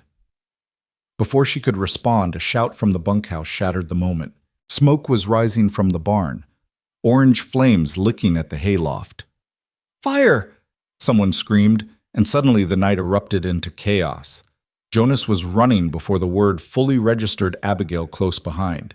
Ranch hands appeared from everywhere, forming bucket brigades, fighting desperately to save the structure, and more importantly, the horses trapped inside. The wind's pushing it toward the house, Pete shouted over the roar of flames. Jonas didn't hesitate. He plunged into the burning barn, emerging moments later, leading 2 terrified horses. Again and again, he went back until Abigail grabbed his arm. You'll die if you go in again, she said fiercely. There are still 3 horses. Then we go together, she said, already moving. The heat was overwhelming, the smoke choking, but together they managed to free the last of the horses, stumbling out just as part of the roof collapsed. Jonas pulled her against him, both of them coughing, covered in soot and ash. You could have been killed, he said roughly, his hands gripping her shoulders. So could you, she replied, looking up at him through the smoke and chaos. For a moment, the world narrowed to just the 2 of them standing there in the hellish glow of the fire, breathing hard, very much alive. Then Jonas seemed to remember himself, releasing her and turning back to fight the flames.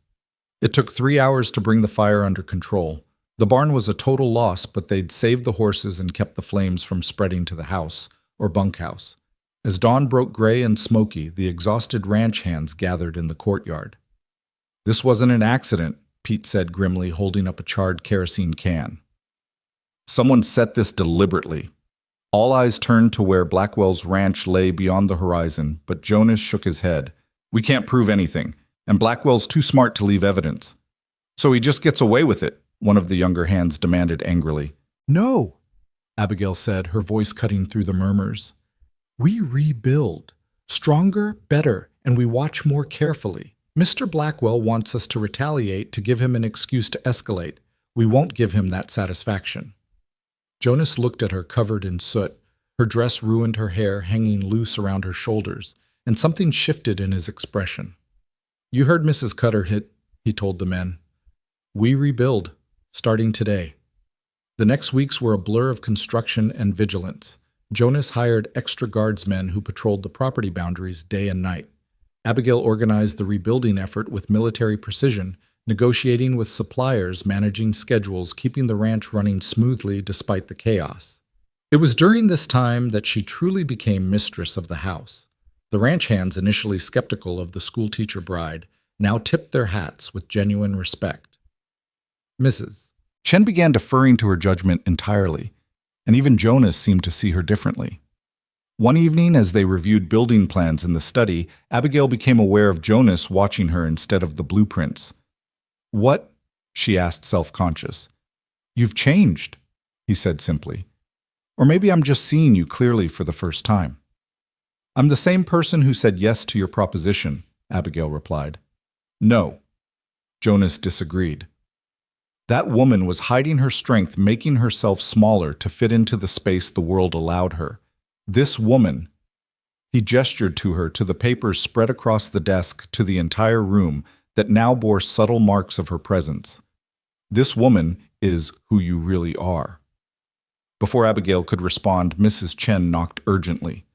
Mr. Jonas Ryder's coming, many riders. They rushed to the porch to see a dozen men approaching Blackwell at their head. But these weren't ranch hands, they wore badges, and their leader was a U.S. Marshal. Jonas Cutter. The Marshal called out, I have a warrant for your arrest. On what charge? Jonas demanded, though Abigail could see his body tensing for fight or flight. Murder, Blackwell said with vicious satisfaction. The murder of your first wife, Sarah Cutter. The words hit like physical blows. Abigail heard Mrs. Chen's sharp intake of breath, saw the shock on the ranch hands' faces as they gathered. That's absurd, Abigail said, stepping forward. Sarah died of fever. There are witnesses. New evidence has come to light, the Marshal interrupted. A witness who claims to have seen Mr. Cutter administering poison in the days before his wife's death. What witness? Jonas asked, his voice deadly calm. Blackwell's smile was triumphant. Regina remembered something important. How you sent all the servants away the week Sarah died. How you alone tended to her. How you refused to let the doctor see her until it was too late. Because she asked me to, Jonas said through gritted teeth. She was delirious with fever, frightened of strangers. I was trying to comfort her. Tell it to the judge, the Marshal said, not unkindly. Mr. Cutter, I need you to come peacefully. Abigail's mind raced. This was Blackwell's ultimate play. With Jonas imprisoned awaiting trial, the ranch would be vulnerable. She'd be alone, unprotected, fighting both legal battles and whoever Blackwell sent to intimidate her. I'm coming with him, she announced. Abigail, no? Jonas began. I'm your wife, she said firmly. Where you go, I go. She turned to Pete.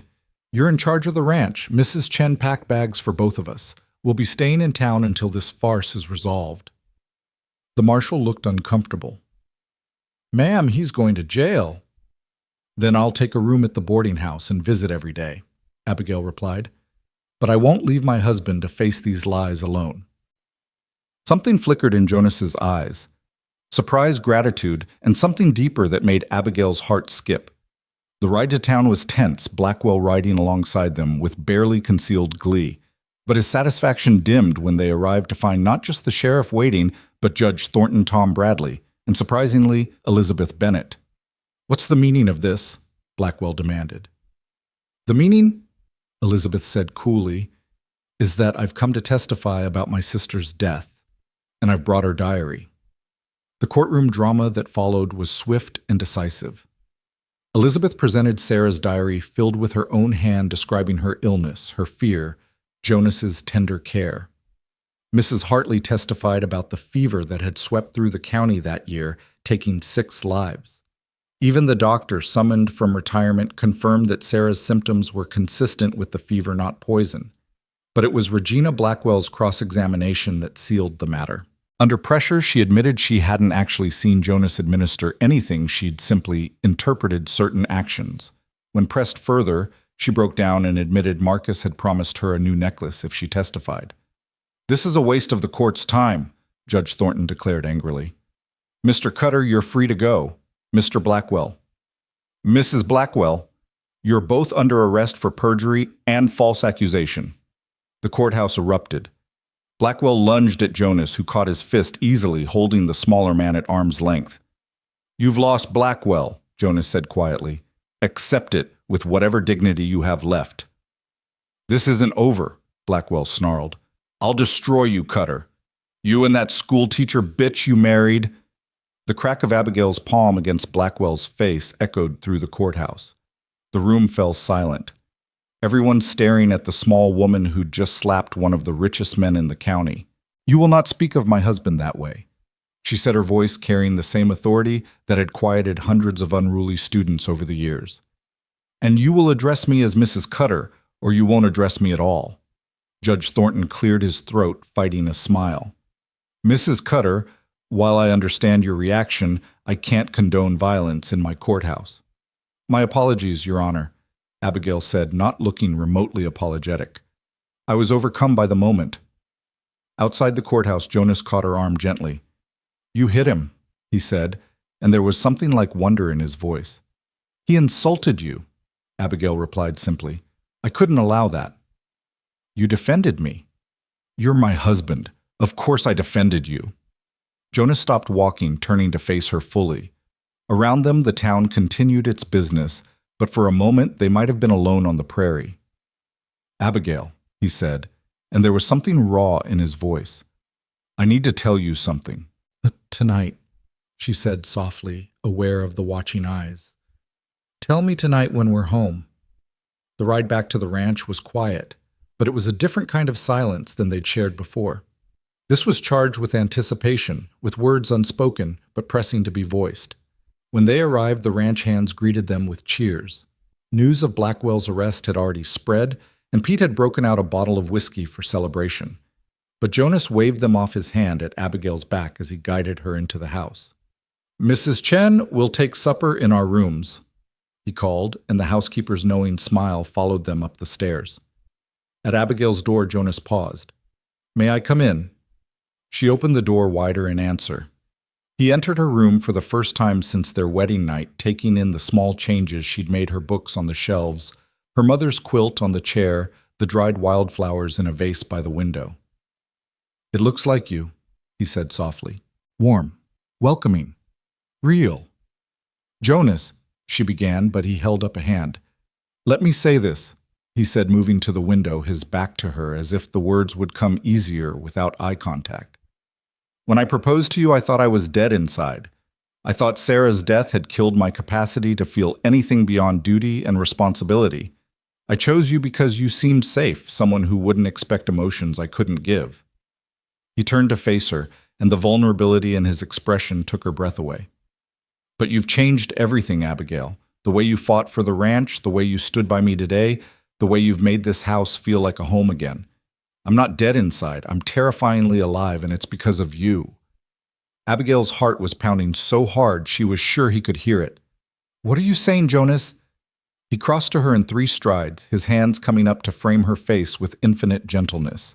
"I'm saying that somewhere between your practical acceptance and that slap you gave Blackwell today, I've fallen completely in love with you." The words hung in the air like a miracle. Abigail reached up to cover his hands with hers, feeling the calluses, the strength, the slight tremor that betrayed his nervousness. "You impossible man," she whispered. "I've been in love with you since you noticed I visit the cemetery." His laugh was rough, almost disbelieving. "That's what did it, my creepy observation skills?" "You saw me," she said simply, "the real me, and you chose me anyway." "Not anyway," Jonas corrected. "Because of who you are. Because you're strong and smart and brave and absolutely magnificent when you're angry." "Jonas," she said, and maybe it was his name or the way she said it, but suddenly his mouth was on hers, and this kiss was nothing like the careful touch at their wedding. This was fire and need and 3 months of careful distance exploding into desperate connection. Her hands tangled in his hair, his arms pulled her against him, and she could taste the coffee he'd drunk at the courthouse, feel the desperation in the way he held her like she might disappear. When they finally broke apart, both were breathing hard. "Stay," she whispered against his lips. "Please stay." He pulled back slightly to look at her, his gray eyes dark with desire but also concern. "Are you sure we agreed?" "We agreed to wait until we both decided otherwise." Abigail interrupted. "I'm deciding. Are you?" Instead of answering with words, he kissed her again, and this time there was no hesitation, no careful distance. This time there was only truth and need, and the promise of a future neither had dared hope for. Outside, the sun was setting over the prairie, painting the sky in shades of gold and crimson. The new barn's framework stood silhouetted against the horizon, a symbol of rebuilding, of resilience, of refusing to let destruction have the final word. Much later, as they lay entwined in her bed, Jonas traced lazy patterns on Abigail's bare shoulder. "I have a confession," he said quietly. "Another one," she teased, feeling bold in this new intimacy.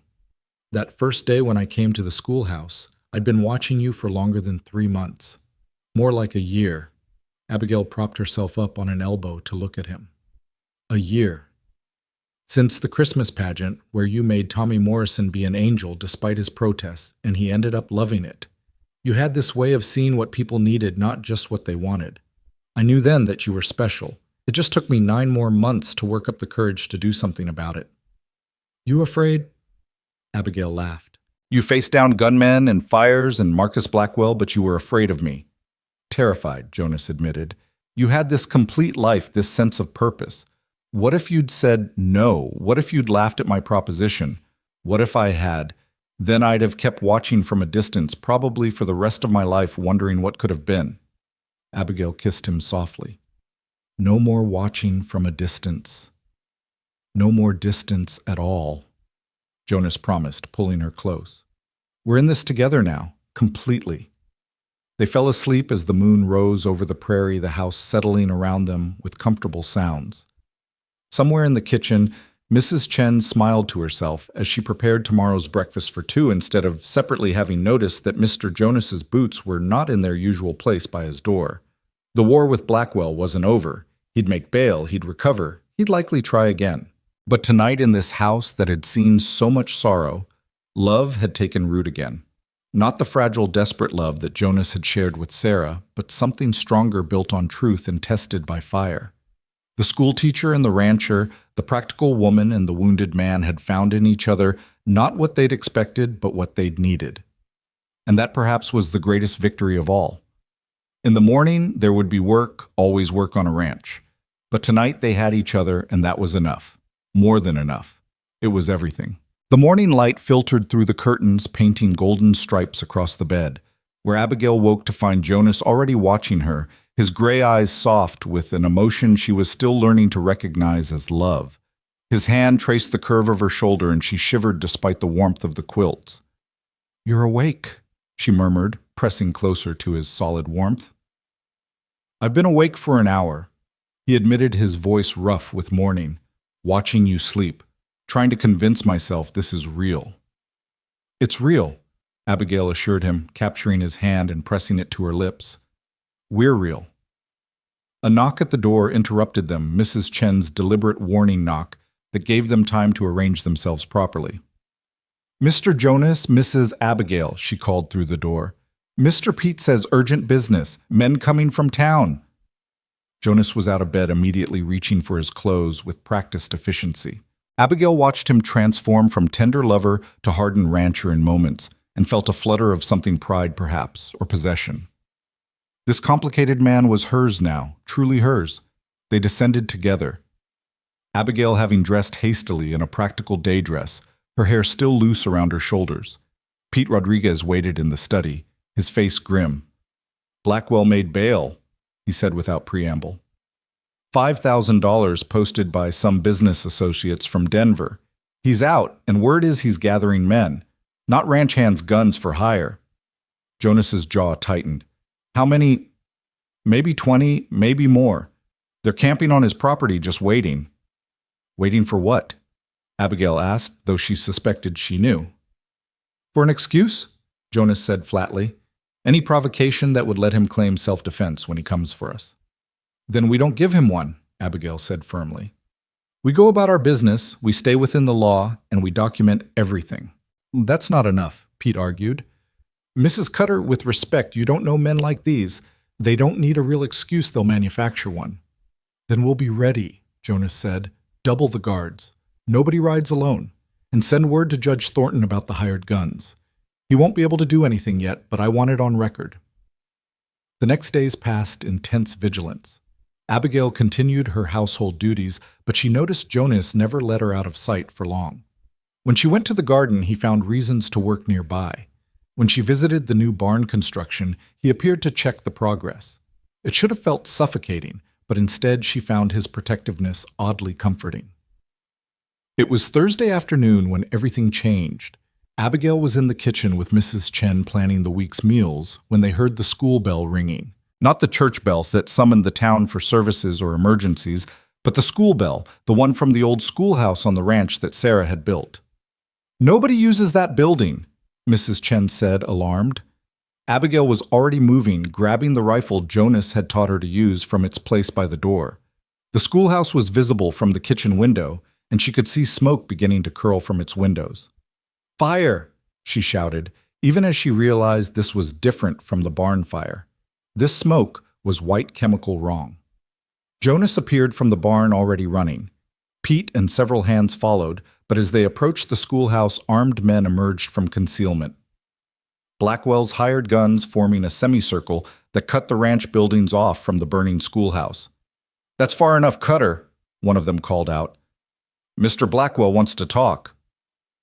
And there he was, Marcus Blackwell, emerging from behind the schoolhouse with Regina beside him. She looked terrible, hollow-eyed and trembling, whether from fear or anger, Abigail couldn't tell.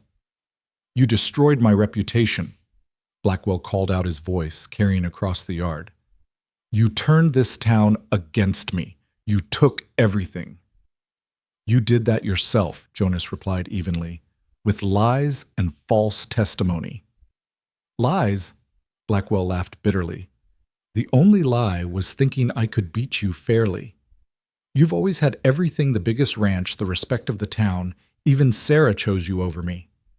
Abigail felt Jonas stiffen beside her. What are you talking about? You didn't know. Regina's laugh was harsh. Sarah and Marcus were childhood sweethearts. She was supposed to marry him until you came along with your fortune and your promises of adventure. Sarah never mentioned, Jonas began. Because she was kind, Blackwell snarled. Too kind to tell you she settled for you when her parents forbade her to marry a man with no prospects. But I've spent 5 years watching you live the life that should have been mine. So this is what it's really about, Abigail said, stepping forward despite Jonas's attempt to hold her back. Not land or money, but jealousy. Blackwell's eyes fixed on her with naked hatred. You think you're so clever, school teacher, but you're just another convenience for Jonas, just like Sarah was. When he's done with you. The gunshot cut him off. Not from Blackwell's men, but from behind them. Sheriff Watson and a dozen deputies emerged from the rise, having approached while everyone's attention was on the confrontation. Nobody move, the sheriff commanded. Blackwell, you're under arrest. Again. This time for arson conspiracy and hiring armed thugs to threaten law-abiding citizens. The hired guns looked at each other uncertainly. They'd been paid to intimidate, not to fight real law enforcement. One by one, they lowered their weapons. But Blackwell wasn't finished. With a movement so fast Abigail barely saw it, he drew a hidden derringer and aimed it at Jonas.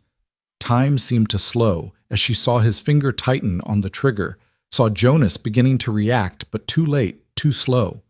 Without thinking, Abigail grabbed the school bell that someone had removed from the burning building and left on the ground nearby. She hurled it with all the strength years of writing on blackboards had given her arms. The bell struck Blackwell's hand just as he fired, sending the shot wide. Jonas's return fire was instant and true, catching Blackwell in the shoulder and spinning him to the ground. Regina screamed, dropping beside her husband as blood spread across his expensive shirt. "You've killed him." "He's alive," Doc Morrison said, appearing from among the deputies. "Though he might wish otherwise when he's facing attempted murder charges on top of everything else." As the sheriff's men rounded up Blackwell's hired guns, and the doctor tended to Blackwell's wound, Jonas pulled Abigail against him, his hands running over her as if checking for injury. "You threw a bell at him," he said, his voice a mixture of awe and exasperation. "You threw a bell at an armed man." "It was handy," Abigail replied, trying to sound calmer than she felt. Her hands were shaking now, the reality of what had almost happened sinking in. "And I'm quite good at throwing things. Ask any of my former students who tried passing notes." Jonas laughed a rough sound that might have been half sob and kissed her hard right there in front of everyone. When they parted, Sheriff Watson cleared his throat. "I'll need statements from everyone," he said, though his eyes twinkled with approval. "But I think it's pretty clear what happened here. Blackwell's looking at significant prison time. Regina too, most likely." As they watched Blackwell being loaded into a prison wagon, his shoulder bandaged, his face twisted with rage and pain, Jonas said quietly, "It's over." "Is it?" Abigail asked. "What about his business associates, his connections in Denver?" "Without Blackwell directing them, they'll fold," Pete said confidently. "He was the money and the motivation. Plus, after this, no legitimate businessman will touch anything connected to him." The cleanup took the rest of the day. The schoolhouse was a total loss, but it had been empty unused since Sarah's death. As they stood watching the ruins smolder, Jonas said, "We should rebuild it. Make it functional this time." "A real school?" Abigail asked, surprised. "The ranch hands have children. The town school is far for the youngest ones. Would you want to teach again? Part-time, of course, and only if you wanted." Abigail looked at him. This man who kept surprising her with his thoughtfulness. "I'd like that, but not yet. For now I have a ranch to help run and a husband to keep out of trouble." That evening, as the sun set over the prairie, the ranch hands gathered for supper in the main house instead of the bunkhouse. Jonas's invitation, a celebration of their survival and victory. The dining room, designed for formal dinners that Sarah had never hosted, rang with laughter and conversation in multiple languages. Mrs. Chen outdid herself with the meal: roasted beef, fresh bred vegetables from the garden, and 3 kinds of pie. The men toasted Jonas and Abigail repeatedly, and she noticed how they'd begun calling her Mrs. Boss, with genuine affection rather than mere politeness. It was young Tommy Morrison, working his first season as a hand after finishing school, who asked the question everyone was thinking. "Mr. Cutter, what's going to happen to the Blackwell Ranch?" Jonas looked thoughtful. "It'll be sold to pay his legal debts, most likely. The land will probably be broken up into smaller parcels." "You should buy it," Pete suggested. "Consolidate the range." "I have enough land," Jonas replied, "but I might bid on the water rights. Make sure they go to someone who will use them responsibly." After the men had returned to the bunkhouse and Mrs. Chen had retired, Abigail and Jonas sat alone in the parlor, the first real moment of peace they'd had since morning. Jonas had removed his boots and jacket, and Abigail had unpinned her hair, letting it fall loose around her shoulders. They sat close on the sofa, her head on his shoulder, his arm around her waist. "Tell me about Sarah and Blackwell," Abigail said quietly. "The truth of it." Jonas was silent for so long she thought he wouldn't answer. Then he sighed, his breath stirring her hair. "I didn't know they'd been sweethearts, but it makes sense now why she was so unhappy, why Blackwell's always hated me with such personal venom." "Do you think she loved him?" "Maybe once, but she chose me, Abigail. Whatever her reasons, she chose me, and she tried to make it work. We both did. But it wasn't enough." "No," Jonas agreed, "because we were both trying to be people we weren't. She was trying to be a ranch wife when she wanted to be a society hostess. I was trying to be a romantic hero when I'm just a practical rancher." Abigail lifted her head to look at him. "You're more than that." "Maybe. With you, I'm more. Or maybe you just see me more clearly than anyone else ever has." They sat in comfortable silence, watching the fire die down to embers. Then Jonas shifted, reaching into his pocket. "I have something for you," he said, producing a small velvet box. It arrived from Denver yesterday, but with everything that happened. Inside was a ring not elaborate but beautiful in its simplicity, a sapphire surrounded by small diamonds set in gold that gleamed warm in the firelight. Your mother's ring is precious, Jonas said softly, but it was chosen for duty. This one is chosen for love. If you'll wear it. Abigail's eyes filled with tears as he slipped it onto her right hand, the left still bearing his mother's ring, the symbol of their practical beginning. It's beautiful. The sapphire reminded me of your eyes when you're angry, Jonas said with a slight smile. Like when you slapped Blackwell in the courthouse. Or when I threw the bell at him. That too. His expression grew serious. You saved my life today. You saved mine the day you walked into my schoolhouse, Abigail replied. You saved me from a life half-lived from dying slowly of loneliness and purposelessness. Jonas cupped her face in his hands, his thumbs brushing away the tears that had escaped. We saved each other then. A mutual rescue. Abigail agreed and kissed him. Later that night, as they lay in Jonas's bed, their bed now, the master bedroom that Abigail had finally claimed as her own, she traced patterns on his chest, feeling the steady beat of his heart under her palm. I've been thinking, she said. Dangerous, Jonas murmured sleepily. She pinched him lightly. I'm serious. With Blackwell gone, with the ranch secure, maybe it's time to think about the future, beyond just survival. Jonas's hand stilled where it had been stroking her hair. What kind of future? The kind with children learning in that rebuilt schoolhouse. The kind where we host harvest dances and Christmas gatherings. The kind where this house is full of life again. Children, Jonas repeated, and she could hear both hope and fear in his voice. Only if you want them, Abigail said quickly. I know losing Sarah. Sarah's gone, Jonas interrupted gently.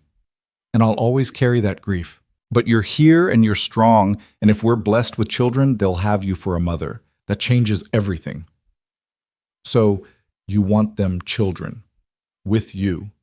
Jonas pulled her closer. Yes, I want everything with you. The next morning brought unexpected visitors. Elizabeth Bennet arrived with a lawyer from Denver, looking determined and oddly satisfied. I have news, she announced without preamble. Marcus Blackwell wants to make a deal. Jonas's expression hardened. No deals. Hear me out, Elizabeth insisted. He's willing to sign over all claims to the disputed land, pay full restitution for the damages, and leave the state permanently. In exchange, you drop the attempted murder charges to assault. He tried to kill Jonas, Abigail protested. And he'll still serve time, the lawyer interjected. 5 to 10 years for assault with a deadly weapon, conspiracy, and arson. But with the attempted murder charge, he's looking at life. His associates are willing to pay handsomely to avoid that. Why do you care? Jonas asked Elizabeth suspiciously. Elizabeth's smile was sharp. Because Regina Blackwell is my cousin. Didn't you know my mother's sister's daughter? She's an idiot who married a villain, but she's still family. With Marcus gone for a few years instead of forever, she might have a chance to rebuild her life. And you think she deserves that chance? Abigail asked. I think everyone deserves a second chance, Elizabeth replied, looking directly at Jonas. Sarah got hers when she married you. You got yours when you married Abigail. Maybe Regina deserves one too. Jonas and Abigail exchanged looks, communicating silently in the way they'd developed over the months of their marriage. Finally, Jonas nodded. 5 conditions, he said. First, Blackwell signs over all water rights, not just land claims. Second, he pays double damages enough to rebuild both burned buildings and compensate my men for their trouble. Third, he leaves the state within 24 hours of his release and never returns. Fourth, Regina publicly apologizes for her false testimony about Sarah. And fifth, he paused, looking at Abigail, who nodded encouragement. Fifth, the Blackwell Ranch schoolhouse gets donated to the county for a proper school with an endowment for a teacher's salary. The lawyer started to protest, but Elizabeth held up a hand. Done. I'll make sure of it. As the documents were drawn up and signed, Abigail pulled Elizabeth aside. Why are you really doing this? Elizabeth studied her for a moment. Because Sarah would have wanted peace, not endless vengeance, and because I see how you look at Jonas, how he looks at you. You have what Sarah always wanted, a true partnership. Don't let Blackwell's poison taint that. You're a good woman, Elizabeth Bennet. I'm a practical woman, Elizabeth corrected. And I recognize another practical woman when I see one. Be happy, Abigail. Be happy enough for both you and Sarah. The trial was swift, the outcome predetermined by the signed agreements. Blackwell stood sullen and defeated as he was sentenced, Regina weeping beside him. But as they were led away, Regina stopped beside Abigail. I hated you, she said quietly. You had everything I wanted. Respect, purpose, a husband who looked at you like you hung the stars. Marcus never looked at you that way. Regina's laugh was bitter. Marcus only ever loved Marcus. And Sarah. He loved Sarah until it twisted into something poisonous. She straightened, some dignity returning. Take care of Jonas. He's a better man than I gave him credit for. I will, Abigail promised. As they watched the Blackwells being taken to serve their sentences, Jonas wrapped his arm around Abigail's waist. It's really over now. No, Abigail corrected, leaning into his strength. Now it really begins. The ride home was peaceful, the autumn air crisp with the promise of winter. As they crested the rise that overlooked the ranch, Jonas pulled the horses to a stop. Below them, the ranch spread out like a promise, the new barn rising strong and proud, the house warm with lamplight, the land rolling endless toward the horizon. When I first came to your schoolhouse, Jonas said quietly, I was looking for a business arrangement, a practical solution to a practical problem. And what did you find instead, Poulton? Everything, Jonas said simply. I found everything. As they descended toward home, Abigail thought about the journey that had brought them here from that first shocking proposition to this moment of perfect understanding. She thought about Sarah, hoping the gentle woman had found peace. She thought about Blackwell and Regina beginning their punishment and perhaps their redemption. But mostly she thought about the man beside her, this complicated, wonderful, infuriating man who had offered her a business arrangement and given her love instead. The ranch hands were gathering for evening chores, calling out greetings as they passed. Mrs. Chen stood in the doorway, smiling her quiet smile. The new barn cast long shadows across the yard, and somewhere a meadowlark sang its evening song. Welcome home, Mrs. Cutter, Jonas said, helping her down from the wagon. Welcome home, Mr. Cutter, she replied, and stood on her toes to kiss him, not caring who saw. Inside the house was warm and welcoming. The parlor where they'd first negotiated their arrangement had been transformed. Abigail's books mixed with Jonas's on the shelves. Her mother's quilt draped over his leather chair. Fresh flowers in vases that had gathered dust during the years of Jonas's solitude. That evening, as they prepared for bed in the master bedroom that was truly theirs, now Jonas pulled out a folded paper from his dresser drawer. What's that? Abigail asked, brushing out her hair. Our original agreement, he said, holding up the practical contract they'd signed before the wedding. The one that outlined our business arrangement. Why do you still have that? Instead of answering, Jonas walked to the fireplace and tossed the paper into the flames. They watched together as it burned, the carefully negotiated terms turning to ash. We don't need it anymore, he said simply. What we have can't be contained in contracts or conditions. Abigail moved into his arms, feeling the solid strength of him, the steady beat of his heart. What do we have, Jonas? Love. He said the word that had once seemed impossible, now flowing easily from his lips. We have love and partnership and a future that's ours to build. Together, Abigail added. Together. Jonas agreed and kissed her with all the passion that their practical beginning had never promised, but had somehow delivered anyway. Outside, the first snow of winter began to fall, blanketing the prairie in pristine white. But inside the Cutter ranch house, warmth and love had taken root, growing stronger with each passing day.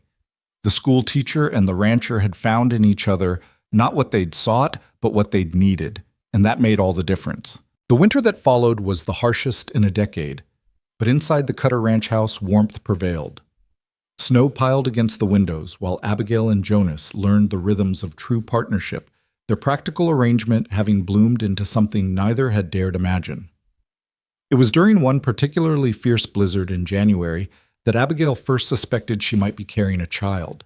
She stood at the kitchen window watching Jonas and the hands struggle through the snow to reach the cattle and pressed a hand to her stomach where a peculiar fluttering sensation had been troubling her for days. Mrs. Chen, ever observant, appeared at her elbow with a cup of ginger tea. "You feeling sick in mornings?" the older woman said. It wasn't a question. Abigail turned to her eyes wide. "How did you know?" "I have eyes. Also, you don't eat breakfast anymore, just push food around plate." Mrs. Chen's smile was knowing. "When did you last have your monthly time?" The question made Abigail blush, but she calculated quickly. 2 months ago, maybe more.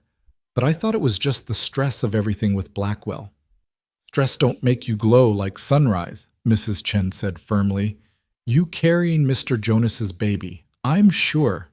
The certainty in her voice made Abigail sink into a chair, her mind reeling. A baby. After all those years of assuming motherhood had passed her by, after resigning herself to teaching other people's children, she might be carrying her own child. "Don't tell Jonas yet," she said quickly. "I need to be sure. I need to see Doc Morrison." Mrs. Chen nodded. "I keep secret, but not for long. Soon everyone will see." The next morning brought a break in the storm, and Abigail convinced Jonas she needed supplies from town. He wanted to accompany her, but she insisted she'd be fine with Pete as escort, claiming she wanted to surprise him with something special for their upcoming 6-month anniversary. Doc Morrison confirmed what Mrs. Chen had suspected. "About 10 weeks along, I'd say," he announced after his examination. "Everything seems healthy, Mrs. Cutter. You're strong, you're young enough, and you've got good wide hips for birthing." "Young enough?" Abigail laughed nervously. "I'm 33, doctor, and I've delivered babies to women 10 years older," he replied reassuringly. "You'll be fine. The question is, how's Jonas going to handle it?" "After what happened with Sarah." "What about Sarah?" Abigail asked, alarmed. Doc Morrison looked uncomfortable. "She lost 2 babies before the fever took her, early on both times. Jonas never said much, but it broke something in both of them. Sarah became fragile as glass, and Jonas, well, he blamed himself, thought maybe the ranch life was too hard for her." Abigail absorbed this information, understanding now. Another layer of Jonas's grief, another reason he'd chosen a practical arrangement over risking his heart again. The ride home was quiet, her mind turning over how to tell him how to navigate his fears while managing her own. She found him in the study that evening, going over the ranch accounts by lamplight. He looked up when she entered, his face softening into the smile he reserved just for her. "How was town?" he asked, setting aside his pen. "Informative," she said, moving to stand behind his chair, her hands on his shoulders. "Jonas, I need to tell you something." He tensed immediately, turning to look up at her. "What's wrong?" "Nothing's wrong," she assured him quickly. "In fact, something's very right. Jonas," she took a breath, "I'm carrying our child." The silence that followed seemed to last forever. Jonas's face went through a series of expressions: shock, fear, something that might have been joy, then fear again. He stood slowly, his hands coming to rest on her shoulders. "You're certain?" Doc Morrison confirmed it today, 10 weeks along. His hand slid down to hover over her still flat stomach, not quite touching, as if afraid she might shatter. "A baby," he whispered, and she heard everything in those 2 words, hope and terror, in equal measure. "I know about Sarah," she said gently. "Doc Morrison told me about the losses." Jonas's face crumpled for a moment before he pulled her against him, holding her so tightly she could barely breathe. "I can't lose you," he said roughly into her hair. "I won't survive it, Abigail. I won't." "You won't lose me," she promised, though she knew it was a promise no one could truly make. "I'm not Sarah Jonas. I'm strong. I'm healthy. And I'm stubborn as a mule. This baby and I are going to be fine." He pulled back to look at her, his hands framing her face. "You're happy about this, so I'm terrified," she admitted. "But yes, happy. Are you?" "I'm everything," he said, laughing shakily. "Happy, terrified, amazed, grateful. God, Abigail, we're going to have a baby." The next months passed in a blur of preparation and careful watching. Jonas became almost comically protective, trying to prevent her from lifting anything heavier than a teacup, until Abigail firmly reminded him that she'd been hauling water and wood for years before meeting him. "I'm pregnant, not made of glass," she said one morning when he tried to stop her from gardening. "Fresh air and gentle exercise are good for me and the baby." "Sarah always said," he began, then stopped, looking stricken. "I'm not Sarah," Abigail said gently but firmly, "and this is not her pregnancy. This is ours, yours and mine, and this child's.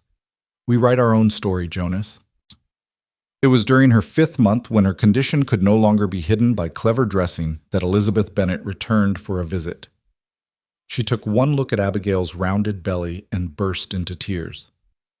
"Sarah always wanted children," she said, accepting the handkerchief Abigail offered. It would have broken her heart, but also made her happy to see Jonas have what she couldn't give him. "Tell me about her pregnancies," Abigail requested. "Jonas won't speak of it, and I need to understand." Elizabeth composed herself, settling into the parlor chair with her tea. The first time she was so happy, she decorated the nursery, knitted tiny clothes, chose names. When she lost the baby at 3 months, something in her dimmed.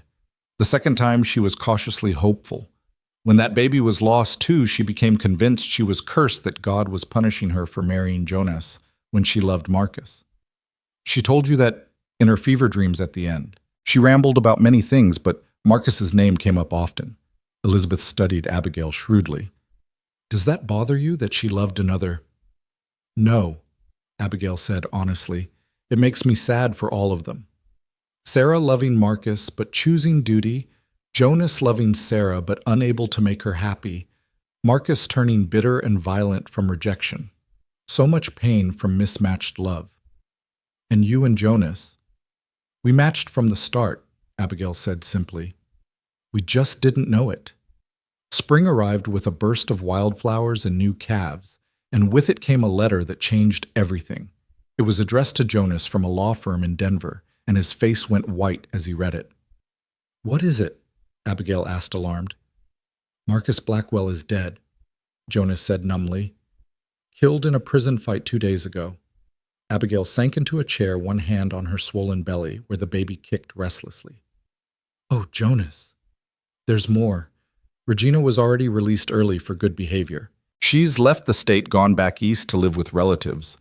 And," he looked up at her, "Marcus left the ranch to you."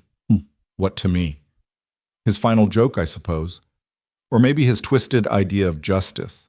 The letter says he wanted the schoolteacher to have what she'd earned with her cleverness." Jonas's jaw clenched. "We don't have to accept it." But Abigail was already thinking, her practical mind working through possibilities. "The schoolhouse endowment, is it still valid?" "I believe so. Why?" "Because we could honor that agreement. Build a proper school, hire teachers, create something good from all that pain." She met his eyes. "Sarah wanted to teach. I've always wanted to teach. Maybe this is a way to honor both dreams." Jonas crossed to her, kneeling beside her chair and taking her hands. "You constantly amaze me," he said. "Most women would want nothing to do with anything connected to Blackwell." "I'm not most women," Abigail reminded him with a slight smile. "Besides, Regina deserves to know something positive came from her husband's legacy, even if he intended it as an insult." The legal transfer took weeks to complete, but by early June, Abigail stood in what had been the Blackwell Ranch House, now designated as the Prairie Rose Academy for local children. The name had been Jonas's suggestion, prairie for the land they all shared, rose for Sarah's favorite flower. "You think she would have approved?" he asked, standing beside her as they watched workmen installing desks and blackboards. "I think she would have loved it," Abigail said, taking his hand and placing it on her belly, where their child tumbled and kicked. Life moving forward, children learning the future, being built on the foundational stones of the past. It was there, in that repurposed room where so much plotting and hatred had been born, that Abigail's water broke 6 weeks early. The irony wasn't lost on her as Jonas frantically loaded her into the wagon, racing for town, and Doc Morrison, while she gripped the seat and tried to breathe through contractions that seemed impossibly strong. "Too early," she gasped. "Jonas, it's too early." "You're strong," he said, though his knuckles were white on the reins. You're the strongest person I know. You and this baby are going to be fine. The labor was long and difficult, stretching through the night and into the next day. Jonas never left her side, letting her crush his hand through each contraction, wiping her forehead with cool cloths, whispering encouragement when she wanted to give up. I can't, she sobbed at one point, exhausted beyond measure. Jonas, I can't do this. Yes, you can, he said fiercely. You threw a bell at an armed man. You faced down the entire town's gossip. You turned a business arrangement into love. You can do anything, Abigail Cutter. Doc Morrison was growing concerned as the second night approached. The baby's turned wrong, he admitted quietly to Jonas. I might have to… No, Abigail interrupted, having heard despite their whispers. Don't you dare give up on us, Doctor. This baby and I have come too far to quit now. Whether it was determination or divine intervention, the baby finally turned just as the sun began to rise. 3 pushes later, a small but perfect son entered the world, his cry thin but strong. He's small, Doc Morrison said, placing the baby on Abigail's chest. But his lungs are certainly working. Jonas was crying openly, touching his son's tiny head with one trembling finger. He's perfect. Abigail, he's perfect. What should we call him? She asked, exhausted but euphoric. Jonas looked at her, then at their son, then out the window where the dawn was painting the prairie gold. Samuel, he said softly. Samuel means God has heard, because every prayer I never knew I was praying has been answered. Samuel Jonas Cutter, Abigail agreed, then added with a tired smile, though if he inherits your stubbornness and my tendency to throw things, we're in for trouble. The recovery was slow but steady. The baby, despite his early arrival, thrived under the careful attention of his parents and the devoted care of Mrs. Chen, who declared him the most beautiful baby she'd ever seen and dared anyone to disagree. It was during those quiet weeks of recovery that the ranch truly became home in a way it hadn't before. Jonas moved his office to the bedroom so he could work while Abigail and Samuel rested. The ranch hands took turns bringing wildflower bouquets and carved toys for the baby. Even Pete Rodriguez, tough as leather and twice as weathered, was caught singing Spanish lullabies to Samuel when he thought no one was watching. The Prairie Rose Academy opened that September with 23 students and 2 teachers, a young woman from Denver, and a retired professor from Chicago who'd come west for his health. Abigail, with Samuel in a sling across her chest, gave the opening address. Education is the gift that poverty cannot steal and misfortune cannot break, she said, looking out at the assembled crowd, ranch families, townspeople, even some who'd traveled from neighboring counties. This school stands as proof that from conflict can come cooperation, from loss can come learning, and from the ashes of old dreams can rise new hope. Regina Blackwell sent a letter that arrived the day after the opening. It was brief but poignant. I heard what you've done with the ranch. Marcus would have hated it, which means it's probably exactly right. Thank you for finding something good in all that waste. May your children grow up without the poison of their parents' mistakes. As autumn painted the prairie in shades of gold and rust, the Cutter Ranch thrived. The cattle were fat and healthy, the new barn stood strong against the first winter storms, and the house rang with the sound of Samuel's laughter as he learned to crawl, leaving chaos in his wake. One evening, as the first snow of winter began to fall, Jonas found Abigail in the nursery, the room that had waited so long to fulfill its purpose. She was in the rocking chair Sarah had chosen, but never used Samuel sleeping in her arms, humming a lullaby her own mother had sung. You're beautiful, he said from the doorway. I'm exhausted, she corrected with a laugh. Samuel's teething, and I haven't slept properly in days. Jonas crossed to them, lifting Samuel gently from her arms and settling him in his crib. Then he pulled Abigail to her feet and into his embrace. Do you remember, he said quietly, when I came to your schoolhouse with that absurd proposition, when you declared I needed strong sons to guard my winters? She teased. Well, you have one strong son so far, Jonas pointed out, though he seems more interested in eating his toes than guarding anything. Give him time, Abigail said, leaning into his warmth. Besides, I rather like having my winters guarded by you. Just your winters. All my seasons, she amended, lifting her face for his kiss. As they stood there in the nursery, snow falling softly outside, their son sleeping peacefully in his crib, Abigail thought about the journey that had brought them here. From that first shocking proposition to this moment of perfect contentment, every step had been unexpected, sometimes difficult, occasionally dangerous, but ultimately right. "I love you, Dad," Jonas said against her hair. "I love you more than I thought possible to love anyone. You've given me a second chance at life, at happiness, at family." "We gave each other that chance," Abigail corrected. "That's what partnerships do." A cry from the crib interrupted them. Samuel, awake and demanding attention with all the imperious certainty of a 6-month-old tyrant. As Abigail lifted him, soothing his fussing with practiced ease, Jonas wrapped his arms around them both. "My family, he said wonderingly, as if still amazed by the reality of it. The next spring brought news that felt like the closing of a circle. Elizabeth Bennet wrote to say she was getting married to a widower with 3 children who needed a mother. "You showed me that practical arrangements can become profound love," she wrote. "I'm following your example and saying yes to possibility." They attended the wedding in Denver, Samuel charming everyone with his newly acquired ability to walk stumbling from guest to guest, with determination that reminded everyone of his mother. During the reception, Elizabeth pulled Abigail aside. "I have something for you," she said, producing a leather journal. "Sarah's last diary, the one I didn't show at the trial. I thought you should have it." Abigail opened it carefully, seeing Sarah's delicate handwriting. The entries were from her final months, and one in particular stood out. "I dreamed last night that Jonas remarried. His new wife was plain but strong, practical but kind. She made him laugh, really laugh, not the polite sound he makes for me. She gave him children who climbed on his shoulders and called him Papa with love, not duty. I woke crying not from jealousy but from relief.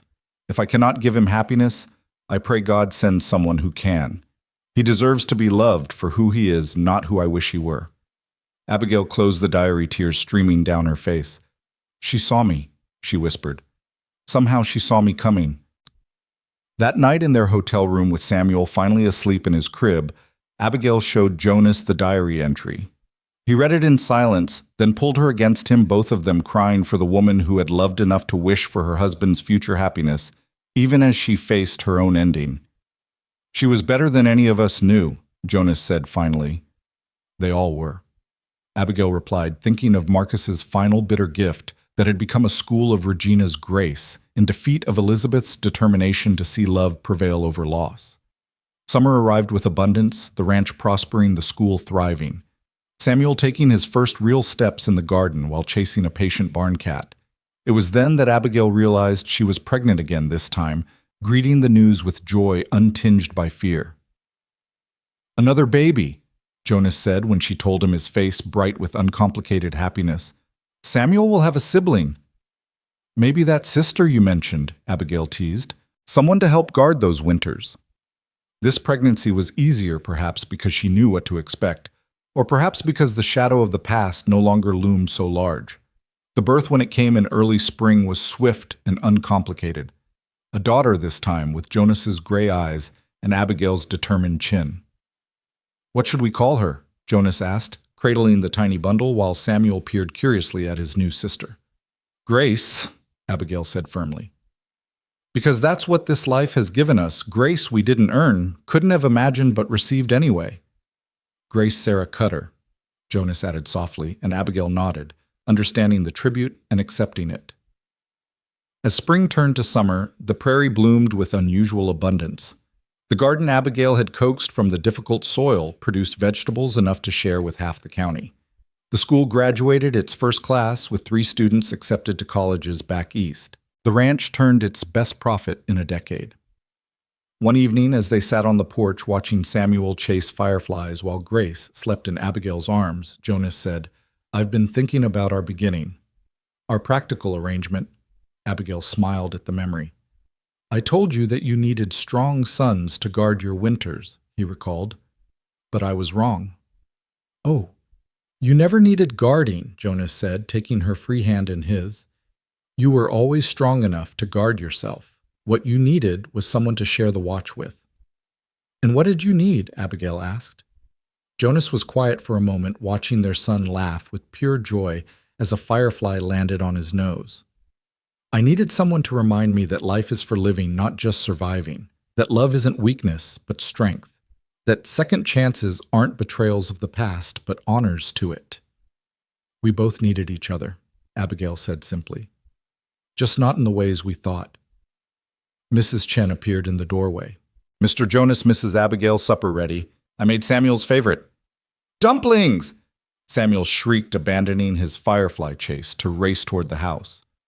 As they rose to follow their son inside, Jonas stopped Abigail with a gentle hand on her arm. Thank you, he said simply, for saying yes to my absurd proposition, for seeing past my walls, for giving me this life I never dared dream of. Thank you, she replied, for seeing me when I'd become invisible even to myself, for offering partnership and delivering love, for these children, this home, this future we built from such practical beginnings. Inside their home glowed with lamplight and rang with laughter. Samuel was already at the table drumming his spoon impatiently while Mrs. Chen pretended to scold him. Grace stirred in Abigail's arms, making the small sounds that preceded demands for milk. The ranch hands could be heard in the yard ending their day's work with jokes and plans for tomorrow.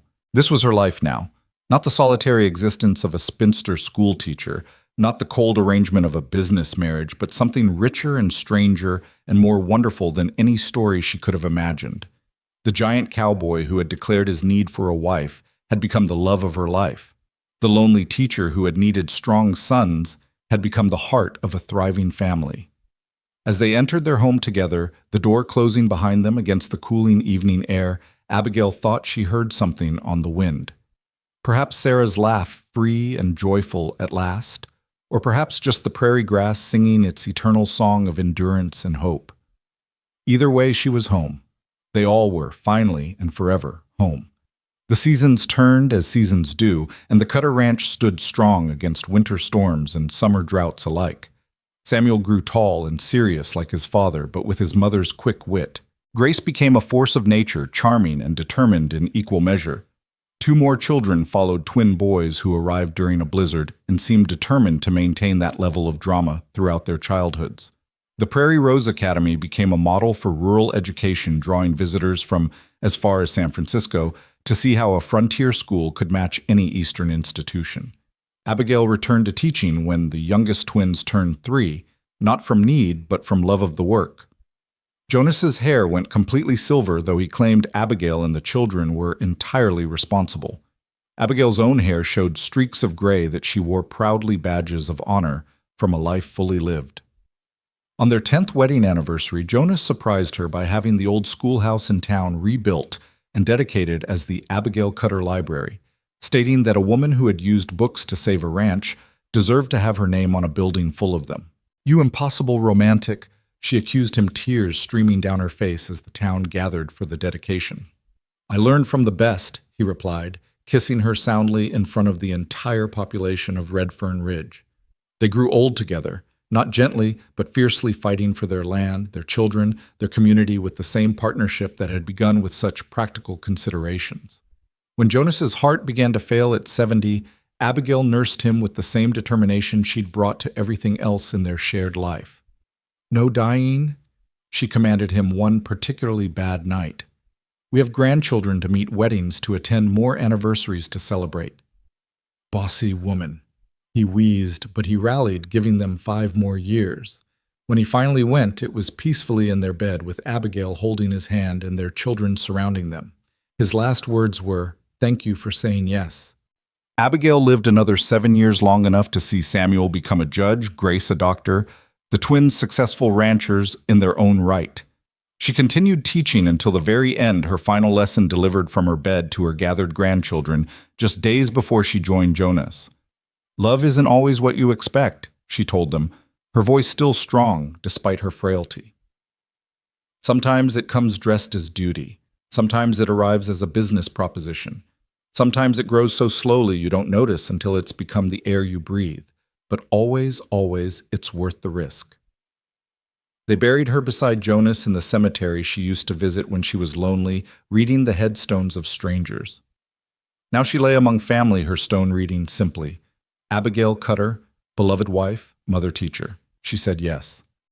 And in the spring that followed, the prairie roses bloomed more abundantly than anyone could remember, as if the earth itself celebrated a love that had begun with such practical intentions and ended with such profound grace.